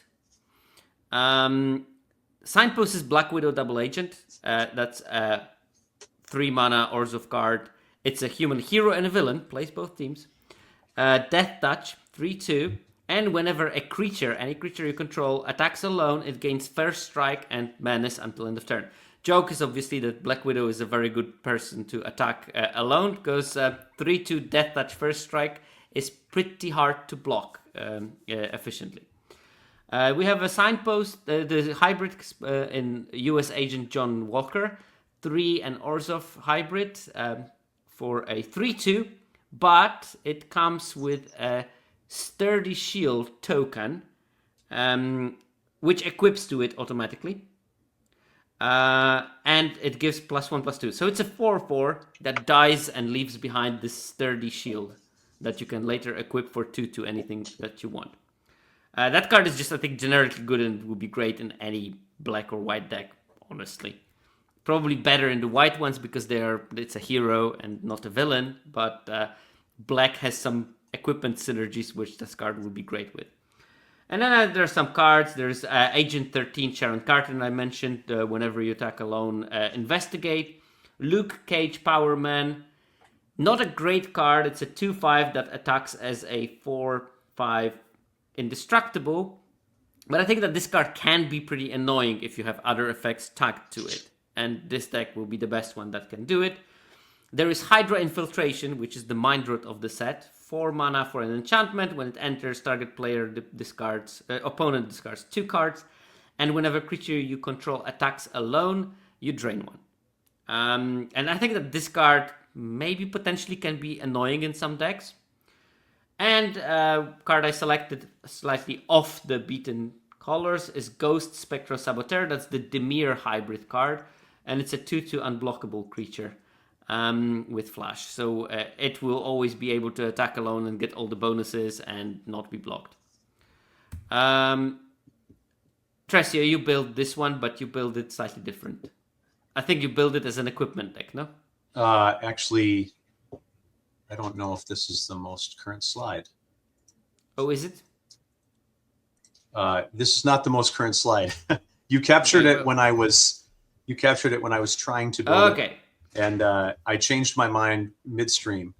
So yeah, I tried to build that and was not happy. I tried to see if I could make equipment work as a thing, and not as its own thing did I do it. So anyway, I said, I went back and I said, I want to try to get as much value out of Mind Stone as possible, because we talked about, ETBs, and I've heard a couple of different content creators say, I don't know if the Mind Stone payoff is going to be that great because there are less ETBs in this set. So I went hunting and I found a lot of things that I liked. So you've already shown a few of them, but main interaction I'm looking at here is Mind Stone and Thunderbolt's Conspiracy, because that's bringing villains that die back as hero. You're going to have lots of heroes and villains in white-black, right? And Thunderbolt's Conspiracy is bringing any villain back as a hero with a finality counter, which then means... As a hero and a villain. Yes, as both. And then if you blink it, it obviously loses the finality counter and you're very happy and you can just rinse and repeat, right? And then it's a villain again. Yes. and then that triggers villain synergies, and you're full of happiness. So you can see some of the chase rares and other rares I put in there. Some of this. Wow, didn't even put the Doom, the Doctor Doom. I mean, that's a good blink target. Like if you, Please. at almost any point in the draft, if you see Doctor Doom, you take it and smile and potentially change direction. That card is amazing. I did not put in cards that you'll have, once in a format kind of, situation. Mindstone might be that way, but I can actually see some people passing on Mindstone, like not wanting to deal with it. On Arena, not for the $88 card. Don't pass that card in paper, please. Yes, don't do it. But you can see like Thunderbolt's Conspiracy, is kind of this infinite recursion idea, and again, enchantment with not much enchantment removal. So that's the idea here. Is that main interaction between those rares? But if we can go to the next slide and look at the actual skeleton that I built. So to the right there, you can see one category of simple things that are really fun to blink. Blink hero and training, draw a card, and probably gain 2 life. The fact that Mindstone blinks at the end of your turn means Night Nurse is like nothing you have ever really dies, right? You can just get permanent, and you can choose which of these trinkety things that you have on the board to blink. You can blink Claw and look at your opponent's hand again and remove things. You can blink Bullseye and trigger the sacrifice an artifact or discard a card without paying anything. So, any combination of these, and I only listed 4. There are more in the. I mean, even blinking something like Web Up, and you chose like a smaller target earlier in the game, and now you have a more attractive target. You just keep blinking Web Up to destroy tokens all over the place. That also is fine too. Lots of things that you can do with that. And I included Okoye in there. If you go to the next slide, Circo, I included kind of a sub theme of creating tokens, because we're going to be able to create villain tokens. And then if you have the burrow backup, you're creating 3/2 tokens. And so I included some token makers as like a sub theme here, because if you blink, you blink Okoye, that's a really nice target to blink, creating 2/1. You can't blink burrow backup because it's a sorcery, but you can blink Okoye and make 2 more 1/1s. And then 8, and then how many ways can we make villain tokens that also, now all of a sudden they have menace and first strike, right? That's kind of fun. And blinking Hydra infiltration is also fun. It's sitting on the board as an enchantment that's draining life. But at any point, if you would like your opponent to discard 2 cards again, you do it right before their turn. So this deck, I think, survives aggro pretty well early on, because it has a sufficient density of small creatures, and then later on you harness the Mind Stone and you have some snowballing value. Kind of the opposite of the white-black attacks alone. This is like a go wide eventually kind of deck, it seems like. Which a red guard value. To keep bouncing red guard, I mean, it lets you send in a bunch of 1/1s, and whatever they want to chump block, or whatever they want to block with your chump attack, gets punished by the red guardian. Yeah. The idea is if you have 3 or 4 targets, somewhere, whether they're creatures or enchantments or whatever, somewhere on your board, that your opponent has to play around all of those possible blanks. I just don't think I don't think it can be handled very easily. No, and especially not in this format. Okay, let's move to Golgari, which is black-green. And we have the probably best signpost in the set, in Killmonger, Scourge of Wakanda. It's a 4-mana Golgari card, 3/3. When it enters, you may sacrifice another creature. When you do, destroy target non-land permanent and opponent controls. Any permanent. That is not a land. As long as there are 2 or more creature cards in your graveyard, Killmonger gets +2/+1, so it's a 5/4. And I think that's super easy to trigger. The hybrid is Titania, Rugged Rumbler. That's 2 and a Golgari hybrid for a 5/5. So big creature for cheap, but it's a classic dumb beast. It does have protection though, because it has ward, discard a card or pay 2, but it also has an extra cost, which is also discard a card or pay 2. By the way, premier target for the Murdoch's Crusade. Because they can play it on curve, and if you are on the play, you just kill it and move on with your life. Happened. I did it. It felt very good. An opponent didn't have a good game after that. Cards I selected. Well, Golgari technically has the theme of the 2 creature cards in the graveyard, so I selected Undercover Scroll. That becomes a 3/3 when you have 2 cards in your graveyard, and is a mana dork. I also selected Hydra Troopers, which are sort of between payoff and enabler, because if you don't have 2 creatures in your graveyard, can mill. And if there are, you make a 2/1, so you get 3 mana for a 3/2 and a 2/1 menace, which is a great deal. I also selected Punishing Punch. That one costs 2 less if you have 2 or more creature cards in your graveyard. And Claw Sonic Subjugator, which is a 3 mana 2/2. And when it enters, target player reveals the number of cards from their hand equal to 1 plus the number of creature cards in your graveyard. So if you have a creature card in your graveyard, they reveal 2 cards from their hand, and you pick any of those revealed cards, then they have to discard them. Which, it's pretty powerful. And actually, even on like turn 4, can look at few cards already if you've traded up correctly. And the Bloomborough version was like one of the best. Better. Yeah, black it was better. It also had menace. Yeah. But this one is still good, and it's still pretty powerful. So this is your version of it, Rosemary. Mm-hmm. And I was first before you start talking, I was particularly curious why this suddenly newfound love for Serpent Specialist in this deck, because you have 2 copies of it. Well, you see, this is modeled after a deck that I drafted in early access. And one thing that struck me, this was my best performing deck of the day. I think I retired it at 6-0. The Serpent Specialist vastly overperformed based on my expectations, because I mean, we've had 1 mana 1/1 Death Touch before.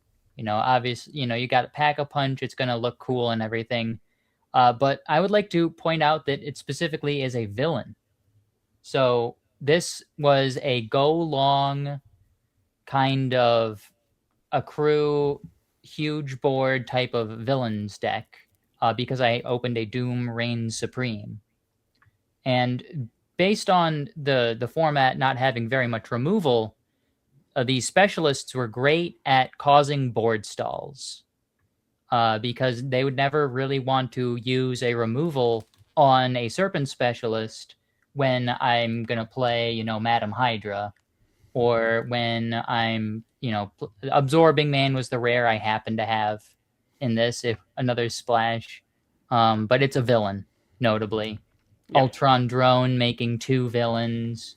And so, this is the contrast to the red-black villains deck, which is go wide aggro. This one is grindy.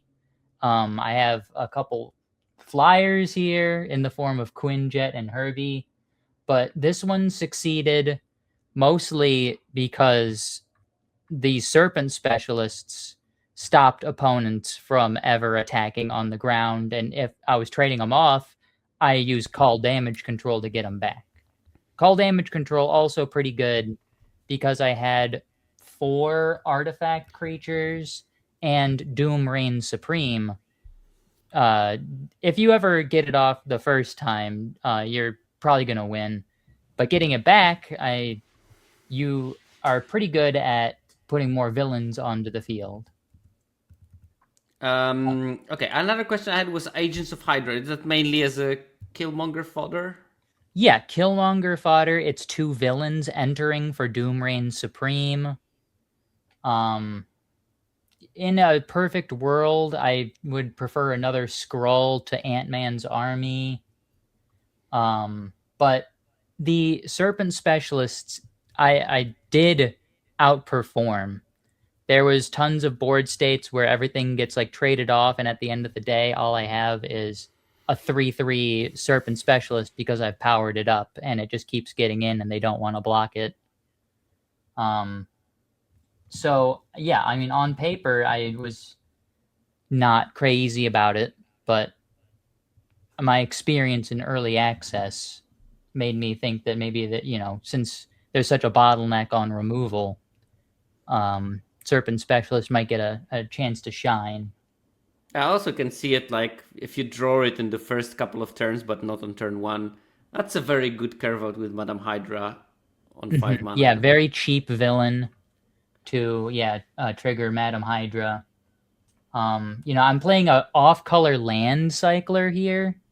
Partially because it's an artifact for call damage control, and also because you want a pretty big redundancy of top end if you're gonna rely on just a board stall. Like, this deck wants the board stall to happen, and so you're gonna need to be able to outbig your opponent when the time comes, which is why Doc Samson, the extra mana, and probably a couple of Skrull, Doc Samson, Quinjet can cast it, so not even you need the mountain for that. Yeah, it's one of those decks where if I vomit my entire deck onto the board, an opponent vomits their entire deck onto the board, who wins? If everything's faced up, everything's powered up, will you have enough muscle to get your way through? Which I do think that a deck like this would put World War Hulk to good use. Because if you're going to play a bunch of these land cyclers to make sure that your late game you can keep playing dummy after dummy, World War Hulk kind of multiplies that. So yeah, I mean, I didn't like the look of this deck on paper, but it played very well. So this was the actual deck you played in the actual deck. Well. Yeah, I actually took out a rare for Madame Hydra. Oh. I think my extra rare was the fight spell that doubled the power and toughness. Okay. Yeah, that's more of a Gruul card in my head, because you have the right size there and enough trample to make it a proper game-ending spell. Right. All right, cool. We move to Boros, and we're getting slowly there. Boros on paper is I cast combat tricks. The one problem with that, not too many combat tricks in this format. So that's something that makes me skeptical about Boros' power. Thor Odinson is the signpost. It's a 5-mana 4/4 flying vigilance prowess, which means every prowess triggered twice. So another dumb beast. If you untap with it and it can swing for a lot of damage, even if you cast one non-creature spell. But if you don't, you spend 5 mana, and they can have traded for a 2-mana black removal spell. So that's the problem that you run into. War Machine, Legacy of Iron, is an interesting hybrid. That's 2 and Boros hybrid for a 1/3 flyer. And at the beginning of combat on your turn, another target creature you control gets +X/+O until end of turn, where X is War Machine's power. So 2-drop into War Machine, swing for 3 most of the time. That's not bad. If you boost War Machine in any way, it becomes silly. Obviously good with evasion and trample and stuff like that. So it looks pretty nice, and I think it will see play in non-Boros decks. There are a couple of payoffs. One big is Colleen Wing Street Samurai. That's 1 and a white for a 2/2. Whenever you cast a spell that targets a creature you control, you put a counter on Colleen Wing and scry. So that is quite powerful if you can trigger it several times. There are some combat tricks. There is, of course, Take Up the Shield. But here I selected Panther Pounce, which is white for target player investigates, target creature gains +1/+0 and gains flying until end of turn. Because some of those creatures, like Agent of Atlas with prowess or Colleen Wing, Street Samurai, they can go big when you use combat tricks, but that doesn't mean that they can push damage because they will be just chumped, maybe. I'll point out one additional sentence on Panther Pounce. Untap it. Oh yeah, untap. It's It's going to also come into the potentially skeleton. defensive. Yeah, yeah. And I put Hulk Smash because that's a kind of a spell that targets your creature and is a removal. So also good in there, although maybe you won't have big enough creatures. So that might be a problem with this particular spell in this shell. You, of course, built Jeskai deck as a Boros deck, so let's go with it. And of course, in blue-white, you didn't put any Captain America's blue-white signpost, but here there's 2 copies of it, so... Yeah, so this is kind of similar to Tresio's green Let's white. start. The deck that, when it was called in your list, it said Iron Fist combo, sort of. Yeah, I called this Jeskai Iron Fist combo. Iron Fist being 2 in a red, 2/3, uncommon creature.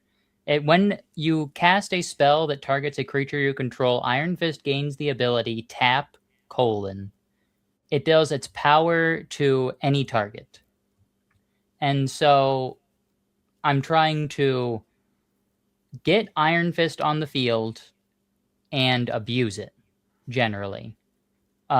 So I thought Jeskai, there's a lot of different combos, a lot of different creature combos one can go for in red and white. White being a very good pairing for the red combo-y creatures because you have access to take up the shield, which turns on your heroic-esque combo pieces and protects them, pulling double duty there.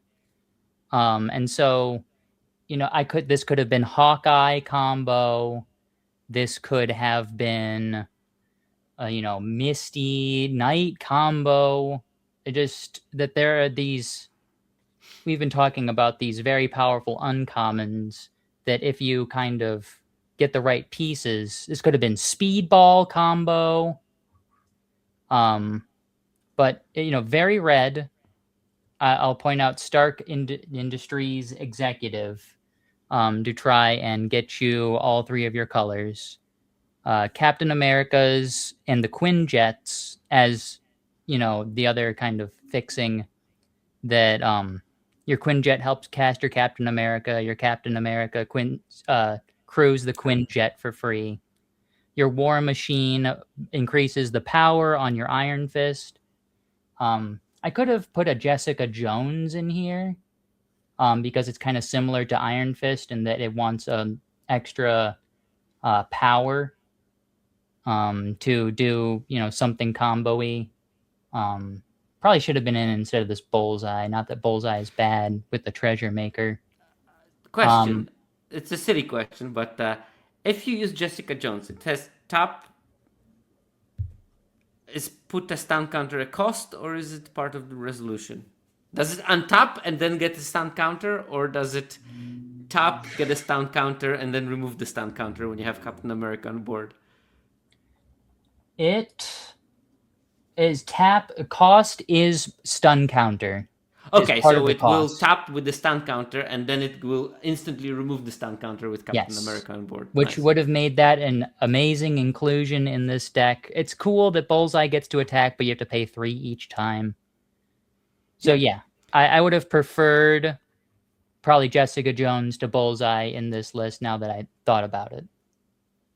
It's still a neat combo because you basically I put my Iron Fist, I cast Blazing Crescendo, I have Captain America on board, I tap Iron Fist to ping something for 5, I untap it, I tap it again, I cast the Panther Pounds potentially, it untaps again, I tap it again. And it gives it another power. So I didn't put in Panther Pounce. I don't. It could have been in instead of I Am Iron Man. You can see I'm double pip splashing Atlantis attacks. That just is a testament to the power of the card, I guess. Yeah. This is modeled after another deck that I drafted in early access, where I did actually get 3 Truck Toss, which again it breaks the rules of the skeleton. But if it's going to be good, they are very loose rules. Yeah. Yeah. You got 2 Quinjets, so that thing's going to cost red a good amount of the time. Hulk Smash being a great removal spell because it turns on your combo pieces. It's just very interesting how Captain America combos with a lot of red creatures. And so you're going to have to facilitate that with, fixing and trying to play a slower game so you get to assemble all your stuff. I like the Misty Knight here as well as a combo, because that one taps to discard a card, but second time you use the ability, you draw more cards. Great. Yep. So it's discard 2, draw 3, just by itself. Just by itself, and maybe you cycled the... And Captain America. Yeah, obviously Captain America has to be in there somewhere. It's a sweet deck, and there are like lots of cool mini combos and mini synergies. And again, this is, I want to stress it very distinctly, that this is the possibility. This is not the canonical build of Boros, but this is something that can come in together once in a while. And it's those pockets of synergy that you need to be looking for if you want to understand the format very well. Yeah. I like that this deck could probably do a lot of damage without ever needing to attack. Yeah, this is the Boros attack with 0 creatures deck that I was dreaming up. Although my version was with Hawkeye, and I think still that the Hawkeye deck does exist, and there might be a it would be a great inclusion here with Photon Iron Blast Fist combo there. Yeah. I mean, they all are valid, and this is what I like about the theory of this format. Now, that's why I like Take Up the Shield. To protect the guys. All this theory can be ruined by the fact that one deck is going to be so dominant that there's not going to be a point. But so far, I didn't see that. I mean, I know blue is pretty strong. I think that green might be pretty strong as well if you build it right. But I didn't see in the early access signs of something being so busted that you cannot win with it. So I'm hoping that we're going to get a format where actually investing times and playing a lot and understanding all those tiny interactions is going to be beneficial, because I love formats like that. Ikoria was like that. And it's designed by the same person who designed Ikoria. And we have last, but I can absolutely guarantee you, not the least in terms of the skeleton at least, color pair in Simic. Signpost for Simic is Ant-Man, Colony Commander, 1 blue green for a 2/2. Whenever Ant-Man attacks, you may pay 1, and then you put a +1/+1 counter on target creature. And whenever you put a +1/+1 counter on target creature, create a 1/1 green insect creature token. This ability triggers only once each turn. Thank God.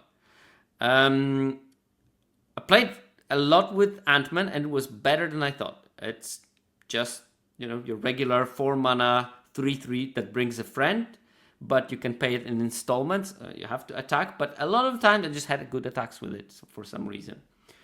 And then hybrid is Beast, Erudite, Aerialist.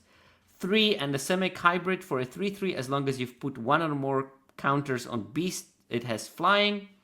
And when Beast deals combat damage to a player, you draw a card. So if you put a counter on it, it gets evasion, it's big, and if it's not blocked, you draw a card. Not an amazing card from my experience, but can have its moments. And there are some cards that... So basically, Simic is sort of counter synergy thing. And sort of Saboteur, which means that you want to connect with your opponent, and then you get some extra bonuses. Ant-Man bonus is when Ant-Man can connect, then you can trigger its ability. So it doesn't get the ability on connection, but on attack. But still, you want to attack without losing the Ant-Man, so you need to plan it well. Yeah, you don't need to attack with Ant-Man, right? It can just be a counter on anything. Yeah, well, you can put counters in a different way, but you probably want to also use the pay 1 mana and put a counter on something from Ant-Man once in a while. And I found it was quite easy to achieve, actually, when you are on the play. On the draw might be trickier. The only once each turn is so sad, because otherwise we could just but it would have been stuff our deck full of Rosemary's 2 mana green creatures and then made it. I mean, just from a flavor standpoint, doesn't it feel bad that like Ant-Man is only creating 1 ant at a time? Like, shouldn't there be just this army? The rare Ant-Man can make more ants. Yeah. Unfortunately, not tons of ways to put counters on your own guys on your opponent's turn, too, to make use of the each turn thing. Maybe we want should the take world burned. that efflorescence that was very bad in the last set and just migrate it forward. Probably no life gain, but it still will be good. A couple of cards that can work with it. A training regimen, we mentioned, it puts counters on something each turn, and counters things have trample. Knight of the Wondagore, the thing that you put in your mono green deck. Whenever you put a counter on something, this also gets a counter, but only once per turn. Powerful Broker, tap and add counters of each type of counters that are on a specific permanent. And you can activate it only as sorcery. That's why you cannot get it at instant speed. Also, you could put like, I don't know, saga counters, plan counters, like all kinds of counters from Powerful Brokers are game. And one card I added here is Pimp Particles. That's a blue for sorcery. Target creature gains vigilance until end of turn and can't be blocked this turn. Draw a card. That lets you connect with things like Beast or whatever, even if you don't have the ability to give it flying. So that's potentially working with those synergies. But blue-green is sort of... Or Ant-Man too. Or Ant-Man, yeah. or a bunch of other things. But my experience was that blue-green, I played a couple of times in the early access, and every time I had some white bomb splashed, and I played it as a sort of blue-green heroes value good card deck, and it was also fine. And I had one of them was more counter synergistic, the other one was more just play good things. Your build, on the other hand, is centering around cold damage control. Yeah. So specifically the loop that you can do with rewrite history and call damage control. Because okay, so first of all, cold damage control is sorcery, and you can choose 2 of 4 options. You can only choose each option once. So you can return from the graveyard an artifact, a creature, an enchantment, or a land. And in your case, you're going to be looking for creature and enchantment most of the time. Mm-hmm. I guess. I do happen to have 2 Herbies here, which are artifacts. Potentially, but since you want to loop it, rewrite history is the important part of the loop. And now I realize I didn't put it in the highlighted card, but can you tell me what rewrite history does? Because that's, I think, the key part of the loop. So rewrite history is a plan, 2 and a blue. When a creature you control becomes tapped, you draw a card and discard a card. When you have 4 or more plan counters on it, you sacrifice it and you return instant or sorcery 2 of from your graveyard to your hand. And normally on effects like this, they would then put in the clause exile rewrite history or something like that. But it goes to the graveyard. And one of the spells you can get back is call damage control, which can get you your rewrite history back, which can then get you your call damage control back eventually.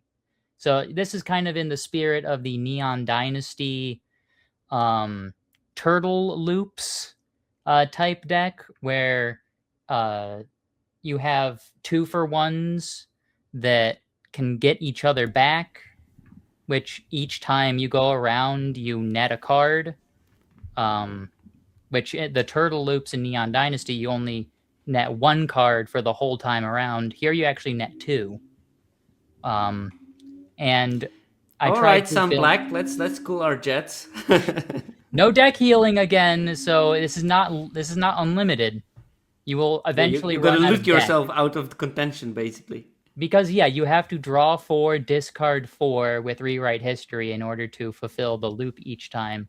But I've included 3 copies of Undercover Scroll here to easily put plan counters on rewrite history, because every time you tap them, you get a counter for mana. And again, Captain America makes an appearance here, but instead of triggering or helping your Iron Fist and your vehicles, this time he's just making sure these scrolls can tap twice in a given turn to accelerate this loop. So very versatile card, that Captain America. This one is modeled after a deck I drafted in early access, and I got to do the loop a few times. I didn't have a second copy of Atlantis Attacks in my actual deck. I added a second copy here because you want a powerful spell to get back consistently with call damage control. And my games where my call Atlantis was in the bottom few cards, I lost. If I could draw my Atlantis Attacks, I think I won all those games. Which is the reason why Burrow Backup is here as well, the white land cycler that makes 2 tokens, because it is more, it's a spell that makes creatures. So when you do this loop, you get back something that's actually going to further your board state and keep trading stuff off. Unfortunately, the backup creatures don't tap easily, but that's a Right. sacrifice we're willing to take, I guess. Yeah, the scrolls tap enough for everybody. And I will also point out here a copy of Mr. Fantastic, being that we are making so many tokens. Draw a card whenever 1 or more tokens are made. That card can be pretty oppressive. I played against Samp, and he basically... And I just happened to, one of my bombs be King T'Challa, backside, just super, unbeatable, it can't be dealt damage 3/3 double striker. When it connects, you draw a card. To be able to get that back if it finds its way to the graveyard in any kind of way, then, how is opponent dealing with that? Yeah, you also have 2 copies of Frozen in Ice. We didn't talk too much about this spell, but I found it pretty good. Yeah. It's the blue, the optimal version of the blue tap removal, claustrophobia type spell. And so again, if they can, this deck is planning on going super long, and if opponent can figure out a way to free their guy from the ice and it goes to the graveyard, then call damage control gets it back. And that's the same reason that Secret Invasion was super good, because you can, all these tokens and these smaller bodies and stuff, use your Secret Invasion to copy their best thing and take it, and it's going to maybe die in combat or get removed. And then you call damage control it back to your hand, and you make it a problem once again. And the same with Khazar, the same with Black Panther. Those things are going to be super annoying when you can recur things that will, one card initially not in this deck was Pet Avengers. I added after the fact, because it would be a hero that makes a hero, makes a token. It checked a lot of boxes that I feel like I didn't really have checked the first time around. Here, Reach. This deck doesn't have too many flyers. Some aggressive flyers could get under this deck if Herbies can't deal with them too well in combat. Oh yeah, because it's got Reach, obviously. I think another one deck... card that could make it here is also Murdoch's Crusade, wouldn't it? Yeah, for sure. Yeah, because it stops it's any a recursion spell from them and then deals with the most annoying threats recurribly. Because you cast 2 Frozen on Ice and then they play 3rd big creature, you might start getting into trouble. Yeah, this deck, it's tough to balance a creature with a spell, with an enchantment, with an artifact. You kind of want a pretty even mix of all of the different card types to make sure that you're always going to have 2 things to get back with your call damage control and your rewrite history. I also chose not to include a second copy of rewrite history, because if you ever draw both of them, then you're not going to have the spells to get back. Yeah. Most likely. But yeah, this deck is just so sweet in terms of the idea, the execution, the potential of doing fun things. And this is I think that this is... Yep. I feel like this is the rough draft. That once I know the format a bit more, I would know what spells to prioritize. Because Murdoch's Crusade might be essential here. I haven't played enough of the format to know. Yeah, this is the part of the set review that is the best part of the set review. We're speculating in the dark. So it's amazing to see already that kind of a fully cooked idea behind it. And I think that this is why I like the fact that there's not many sweepers in the set. That you will be able to build those kind of decks. And you will not be... sometimes you build a cool deck in Secrets of Strixhaven, and it just got paired 3 times into Jeskai, all removal, and the only winning plan is milling with the Tidecaller kind of thing, and it didn't feel very well when your aggressive combat tricky deck just got completely curbstomped by that kind of a deck, and you knew that you're going to lose from turn 2 or turn 3 when you realize what you're playing against. You can try and lean into the board stalls idea and depend on them to happen. Which is funny because we didn't discuss it before we start planning the skeletons, and yet independently I think all of us reached the idea that board stalls are going to happen. Which makes me more confident in that conclusion. Love a board stall? I would think that you do. As a best of 3 players, you usually tend to. You get all their deck, all their information. Did we get like the second incarnation of Khans of Tarkir here as a set? Slower gameplay. Less wedgy. Yeah, less wedgy, that's true. But playing as a wedge with right synergies is not going to be a problem, as you can see in this deck, because of the basic land cyclers. They will exactly enable that, adding like 1 or 2 cards that are synergistic with what we're doing, but not necessarily on color. Yeah. I was afraid of putting Rick Jones in this deck as well because of how much it mills, but I do have a lot of enchantments. I'm still on the fence about Rick Jones. Is it a playable card or unplayable trash? And probably it's going to end up unplayable trash because of how much it mills, but right. I'm open. 0-3 maybe is a big enough had buddy. Multiple opponents play that card against me in both early access and a couple of pre-release decks, and I was very pleased to play against it, which tells me a little bit about the card. I think that, really good players are going to find a home for it, but I feel like it's going to take some weeks in the format for that to occur. I think It's immediate value. I mean, I would much rather, for example, play the 1 mana Mill 2 spell that Rosemary pointed out earlier. I would much rather play that card. I'm milling less cards, and then the 0-3 body can block, but its lack of power, meaning it's just sitting there, it's eventually going to get overrun. Just put 74 +1/+1 counters on it. That's the solution. Because this deck checks a lot of boxes on Rick Jones. It's got heroes, it's got enchantments, it plays out of the graveyard, and I don't want it.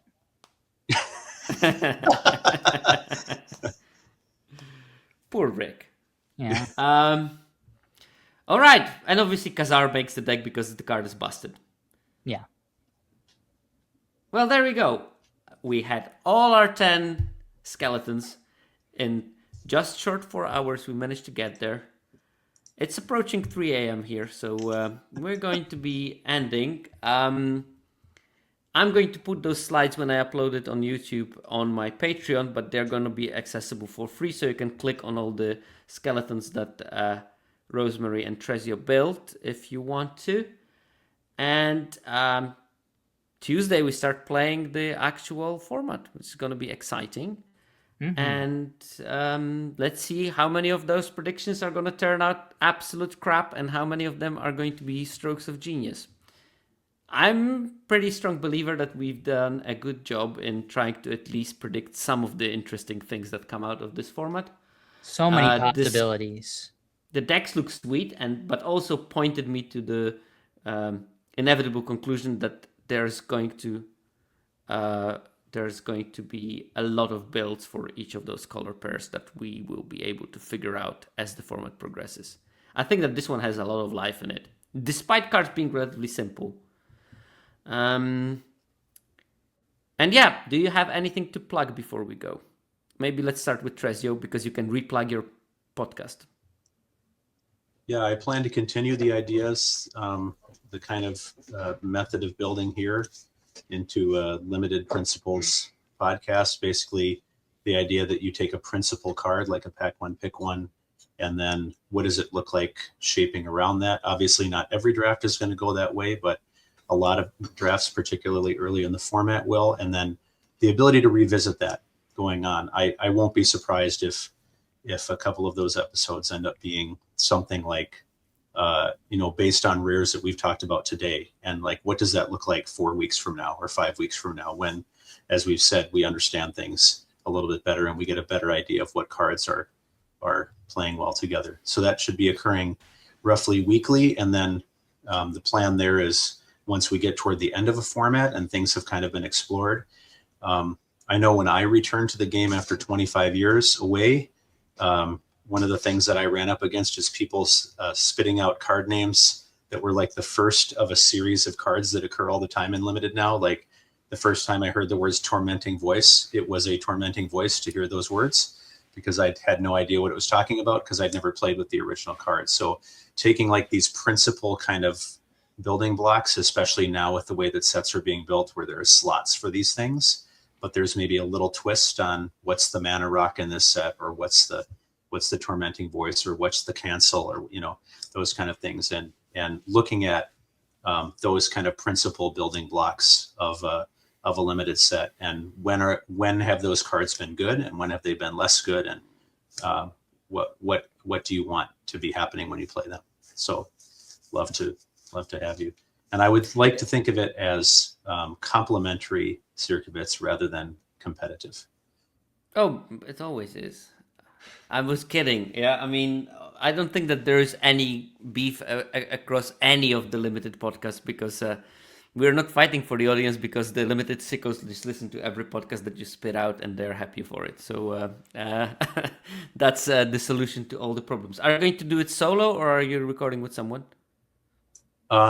Initially, yes, but I have I have plans for another heavy limited player who happens to also be a principal in another city. So that's kind of nice. the goal. The name has hope in its name.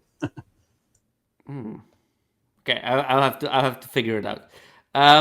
Cool. That's gonna be definitely an addition to my podcast feed, which is well padded, but my dog needs a lot of walking, so I have a lot of time to listen to podcasts thanks to that. Rosemary, plug in your stuff. I don't really have too much to plug. Yeah, you have this one Twitch of the thing. better Twitch channels. I'm there regularly. I try and get online every single day and just, keep my finger on the pulse. And I don't give up on formats like some of these arena drafters. You are an arena drafter, but it's true that there's always something fresh in there, and I don't know. You're so underselling it. It's like one of the better places to listen to very diverse collection of music as well while you're drafting. Yeah, I try and make it a whole experience.